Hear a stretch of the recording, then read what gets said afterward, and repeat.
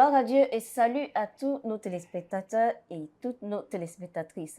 C'est un honneur pour nous de vous accueillir à la rubrique Interview des événements francophones. J'espère que vous avez passé de bons moments. Vous nous suivez depuis le pays des hommes intègres, je veux dire le Burkina Faso. Je m'appelle Abigail Amponsem. Ne quittez pas votre poste téléviseur, nous revenons dans un instant. Allez dans le monde entier, prêchez ma parole. Allez dans le monde entier, prêchez ma parole. Je sauverai pour ma gloire tous les égarés. Je sauverai pour ma gloire tous les égarés. Allez dans le monde entier, prêchez. Bon retour de la pause. Bon, pour ceux qui nous ont suivis la semaine dernière, je veux dire mardi passé, nous avons commencé une discussion sur l'un des sous-thèmes découlant du thème annuel 2025, à savoir déployer pour sauver l'âme qui ne meurt jamais. Et dans notre conclusion, nous avons mentionné le fait que l'âme de l'homme est très importante et qu'on ne peut l'échanger avec quoi que ce soit sur cette terre. Donc, nous avons accordé une importance particulière à ce sujet de discussion. Et donc ce soir, nous allons continuer avec la deuxième partie de notre discussion. Et donc nous avons un homme de Dieu, un ministre de Dieu. Et il est déjà dans le ministère, ça fait plus de 3 décennies. Et il est aussi un ancien membre du Conseil exécutif international. Il est le représentant sortant des pays francophones qui sont dans le bloc régional des pays francophones de l'Afrique de l'Ouest. Il a été une fois responsable sectoriel du secteur de Bolgatanga au Ghana. Et ensuite, il a été responsable national de l'Église de Pentecôte internationale du Togo. Il est présentement le responsable national de l'Église de Pentecôte au Burkina Faso. Et enfin, il est l'un des chevaliers de l'ordre de l'étalon du Burkina Faso.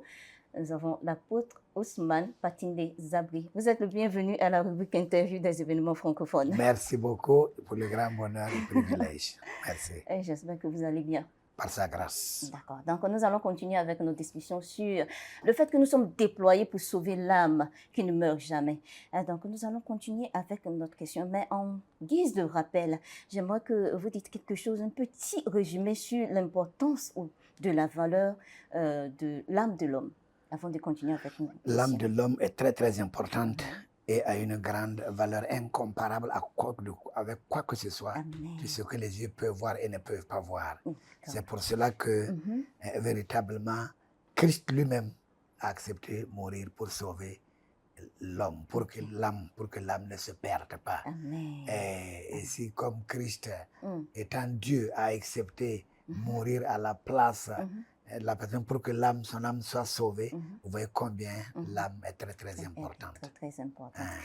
D'accord. Nous allons maintenant voir quelles sont les raisons pour lesquelles les chrétiens ont cette grande responsabilité de gagner des âmes. Ouais, on va essayer de dire certaines parce qu'il y en a beaucoup plusieurs qu'on peut réellement. C'est pour cette raison d'abord que Jésus est venu lui-même sur la terre. Oui. Donc, c'est vraiment une lourde responsabilité.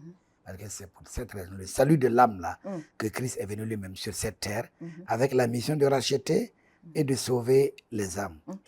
Il a dit dans Luc 19, verset 10, que lui il a apparu pour sauver ce qui était perdu. Et dans 1 Timothée 1, verset 15, on verra que là, il est écrit, c'est une parole certaine et entièrement digne d'être reçue, que Jésus-Christ est venu dans le monde pour sauver les pécheurs. Et Paul, en écrivant à Timothée, a dit, dont je suis le premier. Verset 16. Mais j'ai obtenu miséricorde afin que Jésus-Christ fit voir en moi le premier toute sa longanimité pour que je servisse d'exemple à ceux qui croiraient en lui pour la vie éternelle. Donc il faut que le chrétien sache que c'est sa responsabilité d'être un exemple, un modèle, un facteur de communication pour que les âmes qui ne sont pas encore sauvées soient sauvées. Parce que c'est pour cela que Jésus-Christ s'est livré et est venu sur la terre. Et l'apôtre Jésus, alors je le répète encore, dans son exposé sur ce thème-là, Il a donné par exemple l'exemple d'un éminent évangéliste, Latil Osborne, Ok. qui a fait une citation Allez-y. qu'il a dit que la croix, pour lui, la croix doit être élevée au niveau du centre du marché, Oui. ainsi que sur le clocher de l'église. Parce que Jésus n'a pas été crucifié dans une cathédrale entre deux bougies, mais une croix, il a accepté la croix entre deux voleurs. Et c'est là qu'il a été crucifié. Dans ce genre de lieu de cynique-là, ça parle beaucoup fort. Oui. Et l'évangéliste éminent a dit que c'est là où les voleurs jurent et là où les soldats jouent, parce que c'est là que le Christ est mort. Et puisque c'est pour cela qu'il est mort, c'est là que les chrétiens peuvent mieux partager le message d'amour, parce que c'est cela qui amènera le salut. Amen. Donc, c'est très, très important et c'est la responsabilité des chrétiens d'aller dehors. Si on se contente seulement d'être dans les quatre murs de l'église et nous enseigner, nous réjouir, adorer ensemble, c'est une bonne chose. Oui. Mais si on ne gagne pas les âmes, c'est très grave. On perd la raison d'être de l'église. Ok. Ah ouais. On perd là la raison d'être de l'église. Ok. La prédication de l'évangile, c'est la raison d'être de l'église. La prédication de l'évangile. Oui. Comme la grande commission aussi. Oui. La raison d'être. C'est la raison d'être de l'église. Ok. C'est Oui. bien noté. Et il y a quelque chose que j'avais une fois dite et que je veux peut-être vous faire comprendre ces choses-là. Allez-y. Si y a une organisation ne se met pas et ne s'attelle pas à sa raison d'être ou sa raison d'existence et perdait son mandat premier, même si cette organisation continue d'exister là, c'est inutile. C'est inutile. Ok. Et qu'en est-il de l'Église? Donc pour nous, notre raison d'être là, c'est d'être la lumière du monde et le sel de la terre. C'est de prêcher Christ et lui crucifié. C'est de gagner des âmes.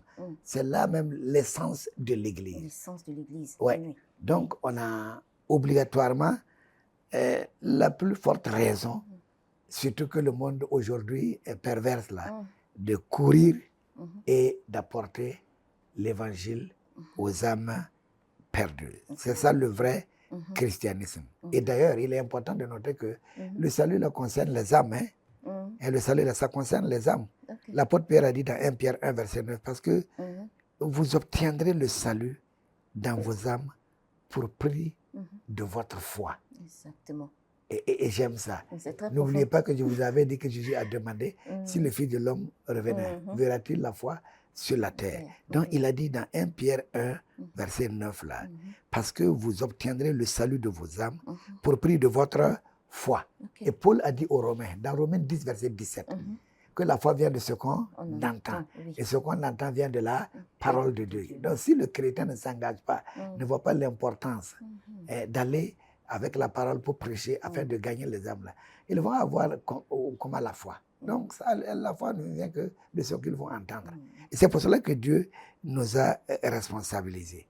Vous voyez. D'accord. J'allais même vous poser une question sur cette partie. Bon, il y a quelqu'un qui va à l'église et se dit, bon, moi, je n'ai pas le temps d'aller évangéliser. Mais vous avez répondu à cette question. Bon, et vous avez bien répondu à la question. C'est notre responsabilité première d'aller sauver les âmes. C'est ça. C'est pour cela d'ailleurs que Jésus est mort sur la croix. Il nous a sauvés et nous ne devons pas être égoïstes. Nous devons sortir et gagner ces âmes qui sont en train de mourir. Voilà. Et d'ailleurs, je vais ajouter que allez-y.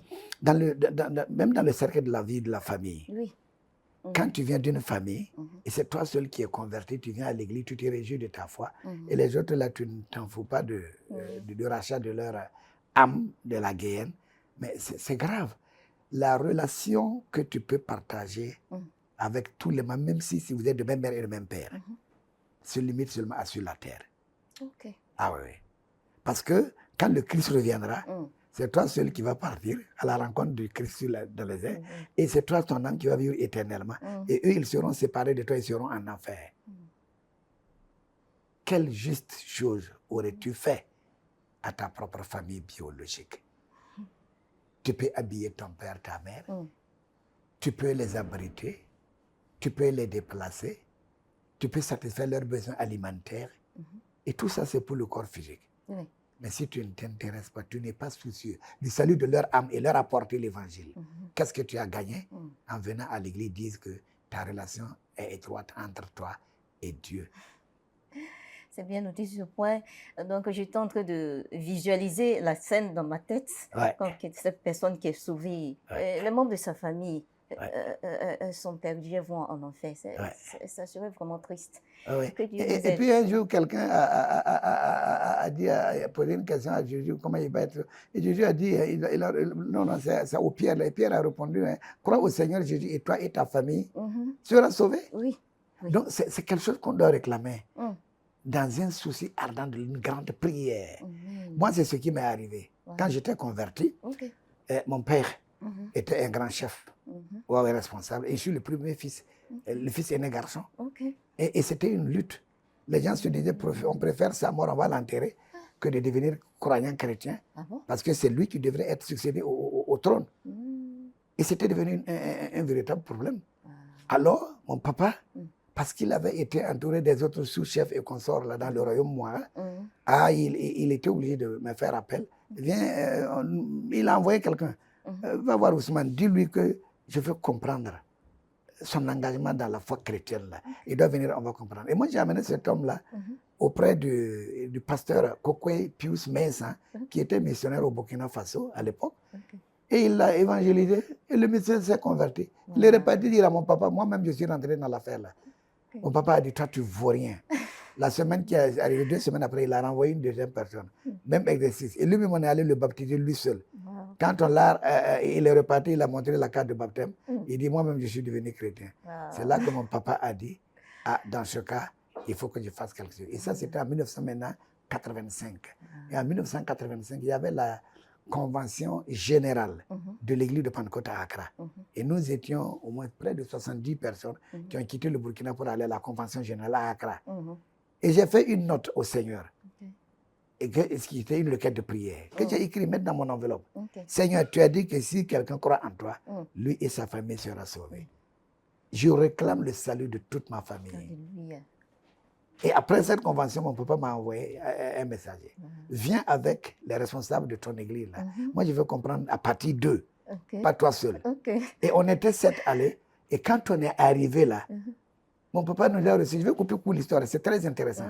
Quand il nous a reçus dans son hall où il recevait les tables et puis les autorités, et le pasteur Kokoye a commencé à prêcher, j'interprétais. À un moment donné, il s'est levé. Et le papa m'a demandé, mais le vieux, il est fâché. J'ai dit, non, il n'est pas fâché. Les griots tapaient, il est sorti. À moins de quelques 30 minutes, il est revenu. Et il a dit, on sort dehors. J'ai fait mobiliser le village pour que des gens viennent écouter. Ce n'est pas moi seul qui dois écouter ce message. Et le jour-là, il y a eu 37 personnes qui se sont converties. Alléluia. Et après la conversion, mon père a dit au pasteur Pinora, pasteur Pinora, toi tu es burkinabé et tu es moché. Moi je n'aime pas la trahison. Dites-moi, nous on croyait que c'est Ousmane qui s'était trompé. Mais nous tous on a vu que c'est lui qui a raison.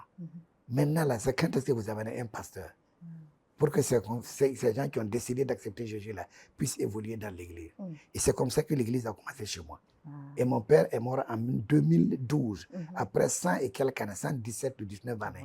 Oh, mais il a été baptisé par immersion. Alléluia. Ah oui, à C'est un grand 60 d'années. témoignage. Ah oui. Un Donc, grand miracle aussi. Oui, miracle. Ah. Et maintenant, c'est devenu toute une région, à partir de chez moi. Et mon père a dit le jour-là, si le pasteur ne tardait pas à l'amener, si je mange le jour, il mange le jour. Si je mange la nuit, il mange la nuit. Ne vous occupez pas ne souciez pas de sa nourriture. Et mon père, quand on est parti, c'est lui qui a mobilisé les gens, faire des briques, construire une maison missionnaire de 20 tôles et d'une hutte, d'une caseronne, et puis une cuisine, une toilette et clôturée pour le pasteur. À ses frais, pas l'église. Oui. Ça, donc la parole de Dieu est complètement la vérité. Exactement. Oui. Ça c'est un miracle, un miracle vraiment. Merci Dieu pour la vie de votre père. Et toute ma famille est devenue chrétienne. Alléluia, ça c'est un grand témoignage. Ah oui, et de parmi mes frères là, il y a beaucoup d'anciens, il y a beaucoup de diacres, de diaconesses parmi mes soeurs. Ah ouais. Tout ça la gloire de Dieu. Amen.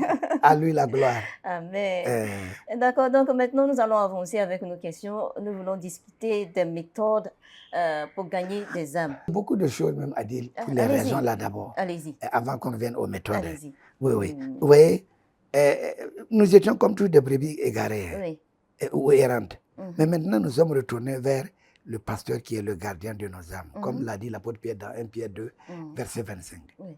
Maintenant, si le croyant chrétien, Mm. on est retourné au gardien de nos âmes et nous ne travaillons pas Mm. à connaître la responsabilité qui nous engage, Mm. nous avons échoué de faire la volonté Mm. de Dieu. L'Église est appelée à gagner des âmes. C'est Mm. pourquoi l'Église de Pentecôte présente toujours des rapports sur les âmes gagnées. Ok. Chaque semestre-là. Mhm. Nous, dans nos rapports-là, on les âmes gagnées. Oui. Oh, oui. Mhm. Et on donne le rapport de manière exhaustive. Mm. En commençant par combien de prédications, combien d'évangélisations Mm. on a tenu, Mhm. et combien d'âmes on a gagné, Mhm. combien ont reçu le baptême d'eau. Mhm. Vous voyez? Oui. Donc, c'est la responsabilité Mhm. véritablement du croyant chrétien et surtout de l'Église, vraiment, de prêcher l'Évangile Mhm. et de gagner les âmes. Et j'aime mon Église pour cela. Et une des choses qui me rend heureux au premier semestre de 2025, là, Ok. est qu'il y a une variance positive de plus de 1100 personnes, Alléluia. des âmes gagnées qui se sont ajoutées à l'église de Pentecôte et du Burkina Faso. Et c'est important de noter que Mhm. le premier groupe qui a suivi jusqu'à son ascension, là, Jésus, Mm. a reçu cet ordre. Vous serez mes témoins dans le monde. Allez Mhm. et faites de toutes les nations des disciples. Disciples. Vous voyez? Mhm. Donc c'est important. Et le dernier groupe, Mm. il a dit, venez, je vous ferai des pêcheurs d'hommes. Donc c'est pour dire que c'est très très important et c'est notre lourde responsabilité. Mhm. Alléluia. Amen. Parce que Jésus lui-même a valorisé l'âme et c'est notre mandat Mhm. qui nous a légué Ok. pendant que nous sommes sur la terre. Ok. Voilà. D'accord. C'est notre mandat qui Merci. nous a été légué Ouais. pendant que nous sommes toujours sur terre. C'est ça. Donc maintenant, nous allons voir comment est-ce que nous pouvons gagner des âmes. Quelles méthodes pouvons-nous utiliser pour gagner des âmes? De manière efficace, je lui dirais. Amen, merci beaucoup. En tout cas, il y a... j'avais noté beaucoup de choses pour les raisons, mais je vais les sauter pour aller aux méthodes. Ok. Ouais. Il y a quelques méthodes quand même éprouvées pour gagner efficacement nos âmes. Ok. La première méthode importante, Mm. c'est d'avoir le souci comme un fardeau lourd sur le cœur Ok. qui nous amène dans une prière intensive Mhm. pour le gain des âmes. Ok. D'ailleurs, celui qui ne prie pas s'amuse. Ok. Et comment peut-on entrer dans la maison d'un homme fort, Mhm. lui déposséder de ses biens, Mhm. si on n'a pas au préalable ligoté Mhm. cet homme fort-là? C'est impossible. C'est impossible. Mhm. Donc, dans ce cas-là, Mhm. la première méthode, c'est la prière. Mhm. Et la prière avec un souci comme un fardeau Mhm. majeur Ok. pour gagner vraiment les âmes. Ok. L'évangélisation doit être notre fardeau. Mhm. Et on doit prier pour que Dieu nous ouvre les portes. Mhm. Il y a des portes de villes qui sont fermées, qui ne Oui. sont pas accessibles. Oui. Il y a des portes de maisons qui sont fermées. Mhm. Il y a des gens qui vous disent non, ils sont hostiles. Mhm. Ah ouais, Mhm. à l'évangile. Oui. Mais quand nous allons nous atteler dans la prière agressive pour demander l'ouverture des portes, Mhm. Dieu va le faire. Amen. Ah ouais. Amen. Donc le premier élément, Mm. c'est la prière. Oui. Ouais. D'accord. On a une préoccupation sérieuse comme un fardeau profond Mhm. pour les perdus, pour l'ouverture des portes, Mhm. pour l'adoucissement des cœurs et la guérison de l'aveuglement spirituel, Mhm.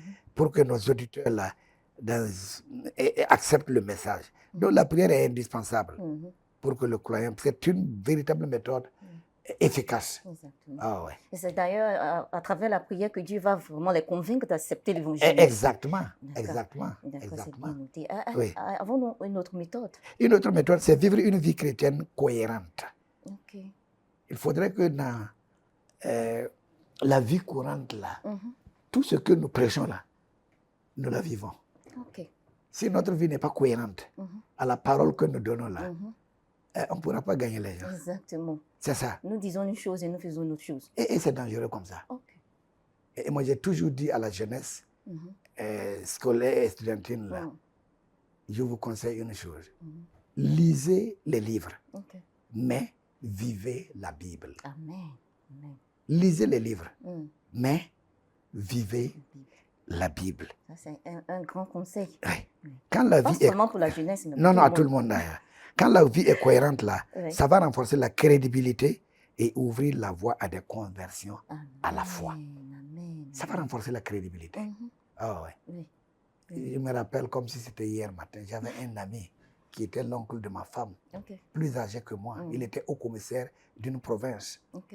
Et quand il a vu ma manière de vie Mm. et la vie transformée, on était à quelque part, il me regardait comme ça.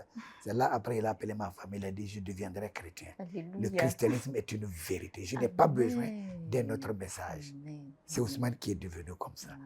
Et le gars, il s'est donné au Seigneur. Mm. Donc la vie doit être cohérente à la parole que nous prêchons. Amen. Voilà. Amen. Amen. C'est une autre méthode très, très importante. Troisième méthode que je vais proposer, c'est établir de bonnes relations. Mhm. Dans la vie, là, la vie est toujours relationnelle. Oui. Donc il faut qu'on établisse de bonnes relations. L'établissement d'amitié ou de bonnes relations, là, crée des occasions de partager l'évangile naturellement Mhm. au fil du temps. Si on n'a pas de bonnes relations, là, mais qui va même t'écouter? On ne dit même pas bonjour à On- nos c'est- voisins. eh, Et comment est-ce qu'on commence à présenter l'évangile? il ne va même pas t'accepter. Il va même pas t'accepter. D'accord. Donc, il faudrait que on crée toujours de bonnes relations. Oui. Il y a certaines personnes, je ne sais pas, aujourd'hui que nous sommes en train de vivre dans un monde où les églises sont en train de croître comme des mushrooms dans la brousse. Là. Mhm. Oh, mais ici, le One Man Church, là, c'est un phénomène qui n'était pas au Burkina Faso, mais que nous voyons maintenant. Ok. Chacun se lève et crée des choses. Vous allez voir, ils vont aller dire des choses qui ne sont pas bibliques. Hein, et ils vont faire que les gens, au lieu de la confiance, là, ça va céder la place à la méfiance. Ok. Donc les gens vont se méfier du christianisme au lieu d'avoir confiance au christianisme. C'est vrai. Et c'est dangereux. Donc si on n'a pas de bonnes relations là, c'est dangereux. Il faut qu'on établisse de bonnes relations Ouais. pour que les gens Mhm. voient la confiance et ils se disent que, comme ça là, c'est vraiment le christianisme qu'il faut choisir. Donc il faut établir de bonnes relations. D'accord. Alors, l'autre méthode, il y a certaines personnes qui ne prennent pas le temps d'étudier la parole. Ok. Donc, il faut véritablement apprendre. Il faut se vexer dans les Écritures. Oui. Oui. Et il faut vivre cette parole-là. Mais quand on n'apprend pas et on n'est pas familier, et on n'a pas mémorisé les Écritures clés qui décrivent le message de l'Évangile, bon, il y a des gens qui ne connaissent pas le simple Jean 3,16 là. Car Dieu a tant aimé le monde. Ça, c'est très grave. Et ça, ce serait très grave. Donc, il faut que les gens apprennent et à très bien se vexer des Écritures et connaître la bonne manière de présenter l'Évangile. Je donne un exemple encore. J'avais un des officiers il a son petit frère qui a quitté du village près de 80 km pour venir le rendre visite. Il était maçon. Ok. Il était sur sa maçonnerie. Le monsieur est arrivé à la maison. Le monsieur, il trouve que son grand frère allait au travail. Il arrive au travail là-bas, il dit bonjour. Du haut de là-bas, il s'est mis la trouelle et il l'a salué. Mais ses coéquipiers ou ses collègues ouvriers qui étaient là avec lui, là, en présentant son petit frère, il dit hé, hé, celui-là, c'est mon petit frère, mais c'est un mort ambulant. Ok. Oh. Et le gars était fâché. Un mort ambulant. Je suis mort et je parle. Mais pour lui qui a le message là, pour lui, il croit qu'ils sont morts quant au péché. Oui. Et Dieu les considère comme des morts. Mais comment ce type-là peut comprendre ce message? Il ne peut pas comprendre ce message. Donc le monsieur est venu me voir. Pasteur, je suis venu voir mon grand frère que tu connais là. Et regarde ce qu'il a dit à ces gens en me présentant. Je suis un mort ambulant. Je suis mort et je parle. Quand vous étiez premièrement venu au village prêcher l'évangile chez nous là-bas, là, vous avez chanté, si tu ne suis pas Dieu, tu vas mourir et aller en enfer. J'étais le premier à entendre la chanson et commencer à chanter. Mais est-ce que je suis mort en parlant et en chantant? Bon, c'est pour dire qu'il faut qu'on apprenne véritablement la parole et la manière de communiquer.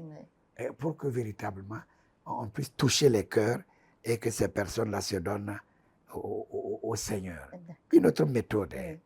c'est gérer les occasions qui se présentent. Mhm. Les occasions où il y a plusieurs opportunités. Quand elles sont perdues là, Mhm. elles ne peuvent plus revenir. C'est vrai. C'est ça. Mhm. Mais quand on a l'occasion, Mhm. il faut bien la gérer Exactement. en partageant bien l'évangile. Le croyant doit être très attentif, observateur Mhm. et prêt à partager sa foi lorsque des occasions se présentent. Ok. Ah ouais. Donc, étant toujours prêt à vous défendre, a dit les Écritures dans 1 Pierre chapitre 3, le verset 15 déclare. Étant toujours prêt à vous défendre avec douceur et respect devant quiconque vous demande raison de l'espérance qui est en vous. Mhm. Il faut savoir te disponibiliser. Mhm. Il faut connaître à qui tu as affaire. Mhm. Je crois qu'il n'y a pas très longtemps, j'ai enseigné ceux qui partagent, les prédicateurs Mhm. dans l'église, et j'ai dit, mais écoutez, il faut connaître ton auditorium Oui. et savoir quelles sont les choses qu'il faut utiliser pour Mhm. te faire comprendre et communiquer véritablement ce que tu veux communiquer. Mhm. Ah ouais. Parce qu'il y a des gens, ils arrivent dans un monde, au village là-bas, ils disent aujourd'hui, notre message sera centré sur la démonologie, qui est la doctrine des démons. Ok. Mais qui est allé à l'école là pour comprendre ce que c'est que la démonologie? Pour que tu aies un interprète, même c'est très difficile. Mhm. Le simple message là qui est la doctrine de la christologie. Mhm. Si tu parles dans un certain milieu, tu dis, oh, aujourd'hui nous parlons de la christologie. Bon, comment on va interpréter cela? Déjà, le mot est très gros. Il faut, C'est ça, on ne va pas te faut comprendre. détailler le mot. Donc il faudrait véritablement travailler à ce que véritablement tu saches gérer Ok. l'occasion qui t'est donnée là. Oui. À qui je vais, comment et par où commencer Mhm. et quel est le temps à ne pas perdre Mhm. et communiquer Mhm. ce qu'on attend de toi. Mhm. Quand on était parti au Niger pour l'ouverture de l'église, Mhm. en ce moment, la banquette devrait arriver Ok. et malheureusement, l'État avait refusé Mhm. au dernier moment. Mhm. J'étais allé avec l'apôtre Ntoumi Mhm. et l'apôtre Ampoma. Ok. Mais Ampoma, en ce moment, l'apôtre Ntoumi était en Côte d'Ivoire. Mhm. Et c'est moi qui avais plus le français. Ok. Et c'est devenu comme si c'était moi qui étais le conducteur du groupe. Ok. Arrivé là-bas, Mhm. au premier grand rond-point, Mhm. l'apôtre Ampoma a fait une grave erreur. Mhm. Ah ouais, c'est lui qui conduisait. Moi, je n'avais Ok. pas le permis. Mhm. Et c'est lui qui conduisait. On n'avait pas de chauffeur. Mhm. Et on nous a arrêtés. Ok. Il dit le véhicule à la fourrière. Mhm. Et je suis descendu, Mhm. aller voir le policier là. Mhm. Il m'a dit non, c'est pas toi le chauffeur. Et comment il a su? Ouais, il voyait que j'étais assis derrière. Ah, ok. Et je dis oui, bien sûr. Mhm. Il dit il a besoin de chauffeur. Je dis tu veux quoi du chauffeur? Il m'a dit va m'amener les papiers du véhicule Mhm. et son permis de conduire. Ok. Et si j'allais prendre amener. Et quand il a regardé, Mhm. il a vu que malheureusement même, le permis était périmé plus de 10 ans. Oh. Donc, dans la précipitation là, Mhm. il a pris le faux permis et laissé le permis valide. Oh. Et le monsieur, moi aussi j'ai fait une erreur le Mhm. jour-là. Je parle de l'occasion là. Hein. Mhm. Moi aussi j'ai fait une grave erreur. Ok. Quand il a dit que non, le permis est périmé, Mhm. parce qu'on a présenté à la gendarmerie, Mhm. à la police, à l'immigration, Mhm. à la douane pour le laisser passer. Oui. Et personne n'a observé que c'était périmé. J'ai dit, mais monsieur, c'est toi seul qui connais ton travail. On a quitté Ouagadougou, venu jusqu'ici. Il dit, ah bon? Yo, d'accord. Donc j'avais aggravé la situation. Ok. Et quand il a regardé, il m'a dit, viens voir. Et j'ai vu que le permis avait validité de 5 ans Mhm. et était invalide depuis il y a une dizaine d'années. J'ai dit, bon, écoute, tu sais, c'est la raison pour laquelle nous venons ici. Il dit, ah bon? Qu'est-ce que vous voulez dire par là? Il dit, c'est parce que tout homme là peut faire des fautes, commettre des erreurs. Pour ne pas dire on est tous des pécheurs. Parce qu'il ne va pas me comprendre d'abord. Et j'ai commencé par là. Et j'ai commencé à maintenant apporter l'évangile. Et le monsieur avait des larmes aux yeux. Et il m'a dit, c'est où vous allez? Et je lui ai dit, bon, nous venons là pour établir l'église. Mais je veux aller d'abord à l'ambassade des États-Unis parce qu'il y a un monsieur Wata Agbo que je veux voir. Il dit, vous connaissez là-bas? Je dis non. Il dit, moi je veux connaître là où vous allez vous loger parce que je veux venir vous écouter plus. Parce que je veux donner ma vie à votre Jésus là aujourd'hui. Je coupe court l'histoire. Et c'est lui qui a ordonné un policier de prendre sa moto, se mettre devant nous, amener à l'ambassade des États-Unis. Et c'est comme ça que nous sommes arrivés. Et il nous a laissés. Je descends pour rentrer. Je rencontre un monsieur, je lui demande, hey, are you a Ghanaian? Il me dit, comment tu as su ça? Il dit, non, non, ta physionomie là. Il dit, ah, oui, je veux M. Walter Agbo. Il dit, ah, il y a une épidémie là, dans le pays, et il y a un décès d'un des enfants de nos agents, et il est allé au cimetière. Il dit, d'accord, je vais le rejoindre là-bas. Il dit, ok, je peux aller avec vous pour le chercher. Et de là, Walter Agbo était parti, et le monsieur nous a accompagnés pour aller chez Walter. Et un coup de route, il dit, est-ce qu'on peut passer à la maison? Je vais dire à ma femme, et puis continuer. On s'est arrêté. Il est rentré dedans pour se changer. Et moi, j'ai commencé à parler avec sa femme. Et la femme a dit qu'elle va se donner au Seigneur. Il est sorti trouver que la femme a levé les mains pour confesser Christ. Et il a dit, ah non, non, non, attends. C'est moi qui les ai amenés. Tu ne peux pas être la première à te donner à Jésus. Moi aussi, je veux me donner à Jésus. Et c'est le premier converti qu'on a eu. Alléluia. Et c'est comme ça, maintenant je disais, quand on est arrivé chez Walter Agbo, on a vu certaines personnes. Il y a une femme même qui connaissait l'apôtre Ampoma là-bas. Qu'il la connaît à Bitufi. Pourquoi vous êtes là? Je suis là, oh, j'ai rejoint mon enfant, mais vraiment c'est grave. Et on a eu un deuxième converti à partir de là. On a passé 2 nuits de prière dans un hôtel et on est reparti. Moi, je suis revenu, seul maintenant. Et quand je suis arrivé, le premier que j'ai eu là, j'ai dit, si tu as un ami, amène-moi chez ton ami. Tu m'amènes chez ton ami, présente-moi seulement que c'est mon ami pasteur qui est venu de Burkina et tu laisses le reste. Tu arrives là, je dis, oh, c'est mon ami qui est venu nous rendre visite. Je pose la question à la personne, tu as déjà entendu le mot pasteur? Il dit oui, qui est le pasteur et que fait le pasteur? C'est comme ça que je commence. Et c'est comme ça, petit à petit, j'ai eu une vingtaine de convertis, fait des cultes, aller baptiser certains, avant de revenir au Burkina et repartir. C'est comme ça qu'on a bâti l'église au Niger. Donc, quand il y a une occasion qui se présente là, vraiment, il faut l'utiliser.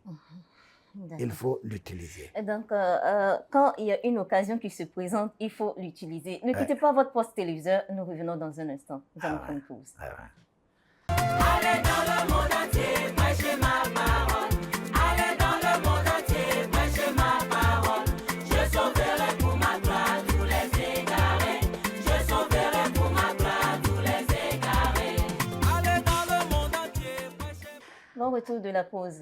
Avant de prendre la pause, notre apôtre Zabré, est en train de parler du fait que nous devons saisir les occasions pour présenter l'évangile. Il a donné beaucoup d'exemples. Donc, nous allons prendre 2 autres méthodes de gagner les âmes. Et de là, nous allons continuer avec notre discussion sur le fait d'être déployé pour sauver l'âme qui ne meurt jamais. Ok. L'autre méthode, c'est nous-mêmes de créer les opportunités. Si les occasions naturelles ne se présentent pas là, le gagnant doit prendre l'initiative de changer de sujet, d'introduire des sujets spirituels dans les conversations. Il peut s'agir de discuter d'événements actuels ou d'expériences personnelles qui mènent à la discussion sur la foi et le salut. Par exemple, Jésus et la femme samaritaine. Et il a suivi un point d'intérêt. Il a ce qu'il a utilisé, un point d'intérêt. Il a attendu la femme, il savait que la femme va arriver. L'âme de cette femme est très précieuse. Il faut qu'elle soit gagnée. Et les disciples disaient, oh Seigneur, on a faim, on va attendre. Bon, comme vous voulez, le temps est là. Jésus est resté là, au point d'eau là. Quand il est arrivé, oh, donne-moi de l'eau, et à partir de là, il a amené la véritable parole. Donc, c'est à nous-mêmes de créer les opportunités. Et notre aspect, c'est de laisser le résultat à Dieu. Beaucoup de fois, quand on part prêcher et on trouve qu'on n'a pas gagné là, on croit que c'est fini. Non, non, laissez le résultat à Dieu. Parce que tout comme la pluie tombe sur la terre, elle ne repart sans effet pour l'effet pour lequel elle a été déversée là. Ainsi aussi, la parole que nous avons donnée aura un effet positif dans la vie ou dans l'âme de la personne qui nous a entendus. Merci. C'est bien noté sur ce point. Certainement, il y a des obstacles quand il s'agit de gagner des âmes. Donc, nous aimerons discuter de ces obstacles à l'aide des versets bibliques, si possible. Oui. Donc, allons-y. Oui, il y a des obstacles. Ok. Il y a des obstacles. Et n'oubliez pas déjà que dans 1 Corinthiens chapitre 16, le verset 8 et 9, là, Paul a dit quelque chose de très important. Il dit, je resterai néanmoins à Éphèse jusqu'à la Pentecôte. Ok. Parce qu'une grande porte d'un accès efficace mais ouverte, mais les adversaires sont nombreux. Oui. Donc il y a certainement des Des obstacles. obstacles. Ok. Il y a, oui, il y a des obstacles. Il y a des obstacles très nombreux. Hein? Oui, oui. Et il y a un influent prédicateur, je crois, je tire ça de l'apôtre Jessia en anglais, qui a décrit quelques obstacles à un gain d'âme là. Ah ouais. Et il a dit, le premier obstacle qu'il a dit, c'est l'indifférence et la léthargie des pécheurs. Ok. Cet homme-là s'appelle Spurgeon. Il dit, l'obstacle le plus difficile à surmonter est l'indifférence et la léthargie de l'incroyant. Ok. Oui, certaines personnes peuvent n'avoir aucune considération pour Dieu, son adoration, son nom. D'autres se désintéressent des questions spirituelles ou de l'Église. Cela peut décourager le prédicateur et ou le partage du message. Cependant, Spurgeon conseille à celui qui gagne une âme de redoubler d'ardeur en esprit en s'enflammant avec la puissance dévorante du Saint-Esprit. Prier pour une intervention divine dans certaines situations peut également éveiller l'incroyant à la réalité de l'Évangile et au Dieu vivant que nous servons et éventuellement l'amener à se repentir. Oui. Donc, vous allez voir de certaines personnes là. Bon, il est indifférent de la foi. Oui, ça ne lui dit rien. Il est léthargique. Il peut se soucier d'autres choses, mais pas en tout cas de votre évangile et de votre affaire de Dieu. Là. Bon, mais dans ce cas-là, il ne faudrait pas qu'on se décourage. C'est un obstacle, mais on ne se décourage pas. On prie, on continue de prêcher, on prie et on continue de prêcher. C'est vrai que nous n'avons pas le temps, mais laissez-moi dire quelque chose. Il y a l'apôtre Dick Anna qui nous avait raconté une histoire de quelqu'un qui est un prédicateur, qui avait son ami. Il est allé le prêcher l'évangile. Il a dit, non, dis-moi, Dieu est une femme ou bien Dieu est un homme. Tu dis qu'il est créé à l'image de l'homme. Il est comme une femme ou bien il est comme un homme. Dieu, sa maison, la même, est comment? C'est construit comment? Donc tu es allé là-bas voir. Il a tout fait, le monsieur là n'a jamais accepté. Et il a fini par dire, oh, toi là, tu es destiné à aller en enfer. Moi, je vais te laisser. Je ne vais plus te prêcher. Et Dieu lui a dit, tu as fait une grave erreur. Tu dois continuer. Donc il est rentré toute la nuit, il a prié. Il a prié toute la nuit pour le monsieur là, en mentionnant son nom. Dieu, sauve mon ami là. Et le lendemain matin, à son insu, l'ami est sorti, aller au bord de la plage pour passer du temps. Et pendant qu'il y cheminait, il marchait. Au bord, lui sur la plage, croisée, c'est vrai, il marchait. Il voit au fond là-bas un petit enfant qui court torse nu. Et comme la vague venait de la mer, l'enfant là a couru, allait faire ses mains comme ça, cueillir l'eau de la vague là, recourir, aller mettre dans un trou que lui-même il avait creusé. Donc il fait comme ça et il a commencé même à suer parce que c'était fatigant. Et l'enfant faisait ça, donc le monsieur l'a appelé. Viens ici, qu'est-ce que toi tu fais? Il dit, oh, je vais vider l'eau de la mer là, remplie de mon trou. Et il lui dit, quitte là-bas. Toi, tu peux faire ça. Tu n'es pas né trouver cette grande eau-là. C'est Dieu qui l'a étendue. Hein? Et le petit enfant lui dit, ah, aujourd'hui, tu crois à l'existence de Dieu. Tes imaginations et tes pensées là, tes calculs humains ne peuvent pas te révéler la profondeur et l'immensité de Dieu. Exactement. Crois à l'existence de Dieu.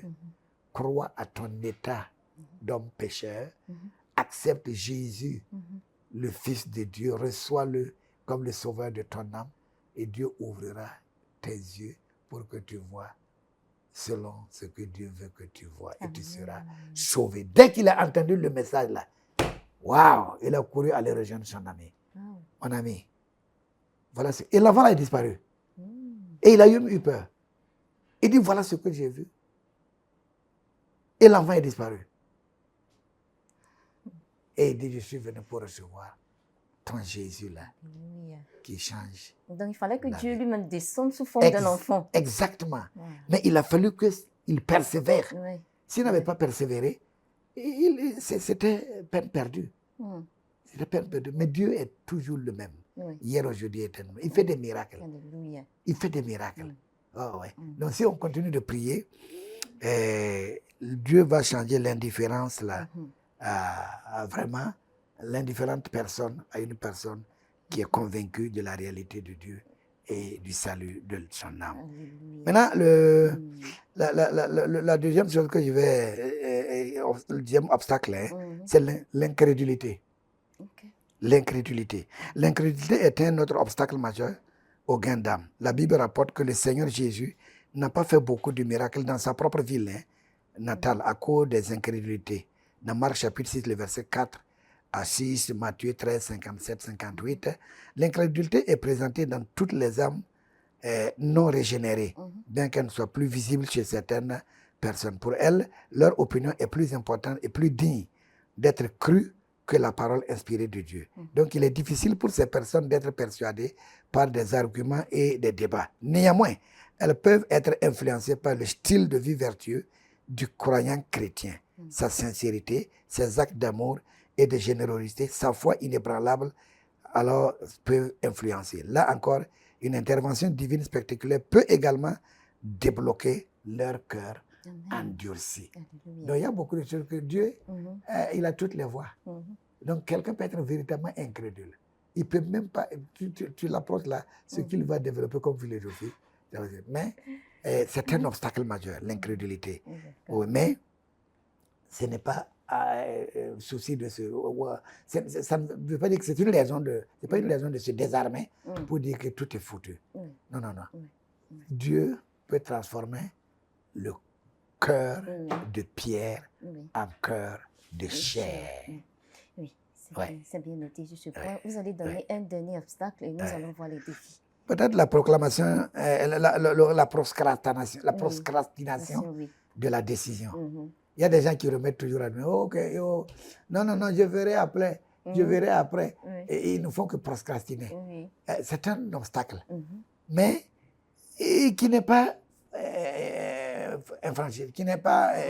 infranchissable. Mhm. On peut franchir cet obstacle-là. Ok. Oui, on peut. On peut. La rencontre de l'apôtre Paul avec le gouverneur Félix là, Mm. est un exemple. Ok. Oh oui, oui, dans Acte 24, versets 22 à 25, c'est un exemple. Le gagnant d'âme doit alors être persévérant avec de tels individus. Il doit leur faire comprendre que le pécheur ou un croyant est déjà condamné et qu'il s'il ne se met pas à sa confiance en Christ là, il périra éternellement. Nous devons enseigner de telle sorte que chaque pécheur tremble sur son siège et s'il ne vient pas à Christ là, il peut souffrir aussi longtemps qu'il reste loin de lui. Donc, il faudrait qu'on se dise que même si le gars remet à demain, remet à tant de temps là, bon, c'est un obstacle, Oui. mais on peut réellement Surmonter cet surmonter. Il y a aussi la justice personnelle. Il y a des gens qui s'auto-justifient. Ils sont satisfaits, ils sont complaisants. Ils se croient que non, non, non, ce que j'ai là me suffit. C'est un obstacle, mais qui n'est pas insurmontable. Ok. Donc, il y a les barrières politiques qui sont véritablement des obstacles, les barrières politiques ou même juridiques, culturelles. Dans plusieurs pays, surtout dans le Moyen-Orient, l'Asie, l'Est, là, et même certaines régions d'Afrique ont des traditions et des cultures ainsi que des lois draconiennes là, qui n'autorisent pas le partage de la foi. Cela requiert de l'audace, de la sagesse et des interventions divines inspirées par le Saint-Esprit là. Et on va gagner ces choses-là. Même au Burkina Faso, le contexte dans lequel nous... comme c'est une nation presque à combien de pourcents islamique. Nous, on a prêché l'évangile, beaucoup de personnes se sont converties et elles ont été excommuniées de leur famille. C'est dommage. J'ai pris beaucoup d'enfants, payé leur scolarité jusqu'à un certain niveau et sont devenus des croyants engagés. Parce qu'ils s'est converti, le papa dit non, tu n'es plus mon enfant, tu es excommunié. Des filles et des garçons. Beaucoup, j'étais obligé de les abriter chez moi et travailler à les réconcilier avec les parents, en leur ouvrant les yeux, petit à petit. Il y en a qui ont rejoint les familles après et même ont gagné leurs propres membres de famille Que pour le le nom de Dieu Seigneur. soit loué. Amen. Amen. D'accord, donc nous allons rapidement voir les défis associés au gain d'âme. Nous allons finir avec les obstacles. À voir de loin, vous allez penser que ce sont les mêmes choses, Ouais, ouais. mais il y a une petite nuance Ouais. et une petite différence entre les deux. Ouais. Donc nous allons voir rapidement les défis associés au gain d'âme, Bon, les défis, lisons les dangers. les dangers. Les dangers ou Hmm, défis d'accord, associés au allons-y. gain d'âme. L'acte de gagner les âmes, là, bien que noble dans son intention, comporte plusieurs dangers qui peuvent miner son efficacité et conduire à la confusion concernant la nature du salut. Et voici quelques-uns des principaux dangers associés au gain d'âme. Premièrement, les forteresses ou les attaques démoniaques. Ok. Il faut savoir que, comme j'avais dit, peux-tu rentrer dans la maison d'un homme fort, le déposséder de ses biens sans au préalable le lier? L'ennemi fait rage, Satan est réel Mhm. et les démons existent. Oui. Et ils ont possédé certaines personnes. Mhm. Donc, il faut dire que c'est dangereux. Ce sont des forteresses Mhm. qui sont des défis. Mhm. Ils attaquent. Mais la bonne nouvelle est que, bien que nous sommes dans la chair, là, notre combat n'est pas charnel. Charnel, Parce que les oui, armes avec oui. lesquelles nous combattons là, Mhm. elles sont puissantes par la vertu de Dieu là, Alléluia. de renverser toutes les forteresses. Exactement. Oh, et la Bible, Paul a dit que nous renversons les forteresses. Mhm. Oh, et nous amenons toutes les pensées là, Mhm. captives à l'obéissance de Christ. Amen. C'est pour dire que c'est dangereux parce qu'on peut être attaqué, Mhm. mais nous, on a déjà gagné la guerre avant Alléluia. de l'entreprendre. Oui, parce que Jésus a vaincu Satan. Mhm. Il les a livrés publiquement, les démons, là, en spectacle, en triomphant d'elle par le pouvoir de la croix. Et nous, nous avons ce pouvoir-là. Oui. Et il nous a dit, dans Matthieu 28, 18, tout pouvoir au ciel et sur la terre m'a été donné. Alléluia. Allez et faites de toutes les nations Mhm. des disciples. Si ce n'était pas possible, il n'allait pas nous dire d'aller. Mhm. Oh, ouais, Oui. c'est ça. Il a dit, vous allez vaincre tout le pouvoir de l'ennemi là, Mhm. mais et rien ne vous fera Mhm. mal. Amen. C'est ça. Amen. Donc, s'il vous plaît, Mhm. les forteresses, Mhm. les attaques démoniaques Mhm. sont réellement une évidence qu'on peut faire face. Mais dans toutes ces choses-là, Mhm. il est important de comprendre que Satan et ses démons peuvent se mettre en colère chaque fois qu'un pécheur vient à Dieu. Mhm. Mais les puissants démoniaques utiliseront toutes les armes de leur arsenal pour empêcher qu'une âme soit sauvée. Mais les plus grandes armes de Satan sont dirigées contre ceux qui arrachent les âmes plutôt de son royaume. Néanmoins, Dieu nous a donné le pouvoir sur Satan et ses agents. Ah ouais. Amen. C'est pourquoi Paul a dit dans Acte chapitre 1, il est écrit plutôt dans Acte 1, verset 8, là, vous recevrez une puissance, le Saint-Esprit survenant sur vous et vous serez mes témoins. C'est ça. Dieu a tout pouvoir et le croyant chrétien a un pouvoir. Alléluia. Oui, Alléluia. a C'est un bien- pouvoir. C'est bien noté. Ouais, sur ouais, ce point. Donc, nous allons rapidement voir les avantages. Nous savons qu'il y a des avantages. Bon, peut-être, donnez-moi le temps de continuer. Allez-y. Il y a certains autres dangers associés au gain d'âme qui peuvent inclure l'hostilité, la persécution Oui. pure et simple, l'absence de la repentance, une présentation superficielle de l'évangile, l'absence de suivi et de formation des disciples. Quand vous partez gagner les âmes, les autres, si vous ne suivez pas là, vous allez voir, c'est dangereux, c'est un obstacle. Oui. Ouais, et c'est un défi. Il y en a qui ont accepté se convertir, mais quand on ne les suit pas là, Oui. bon, la famille a été témoin que le gars il dit qu'il va se ranger de votre côté. Et vous le laissez toute seule. Comment il va se défendre? Hein? Donc, c'est très, très, très important d'insister. Une trop grande insistance sur le ciel au point de négliger la relation transformatrice avec Christ. Là. Les agents de transformation que nous sommes là, nous devons considérer cela et aller réellement faire le suivi. Et l'autre chose, c'est la persécution, qui est aussi un grand défi. On peut être persécuté. Ah oui. Bien que la persécution chrétienne la prenne de nombreuses formes, elle peut être définie fondamentalement comme toute hostilité subie du fait de s'identifier à Jésus-Christ. Elle peut prendre la forme de discrimination, d'arrestation, de torture, d'emprisonnement, d'excommunion, comme j'avais dit, de martyre. Jacques a dit, mes frères, considérez comme un sujet de joie complète les épreuves auxquelles vous pouvez être exposés, sachant que l'épreuve de votre foi produit la patience. La joie d'affronter la persécution et la réalisation de ce que Dieu veut que nous puissions réaliser doit se faire par les efforts du gagneur d'âme, donc qui ne sont jamais vains. Donc il faudrait que on sache qu'il y aura des défis, mais ce ne sont pas des défis insurmontables. Dieu nous a déjà formés, préparés et donné les atouts nécessaires pour pouvoir surmonter les défis ou les dangers. Oui.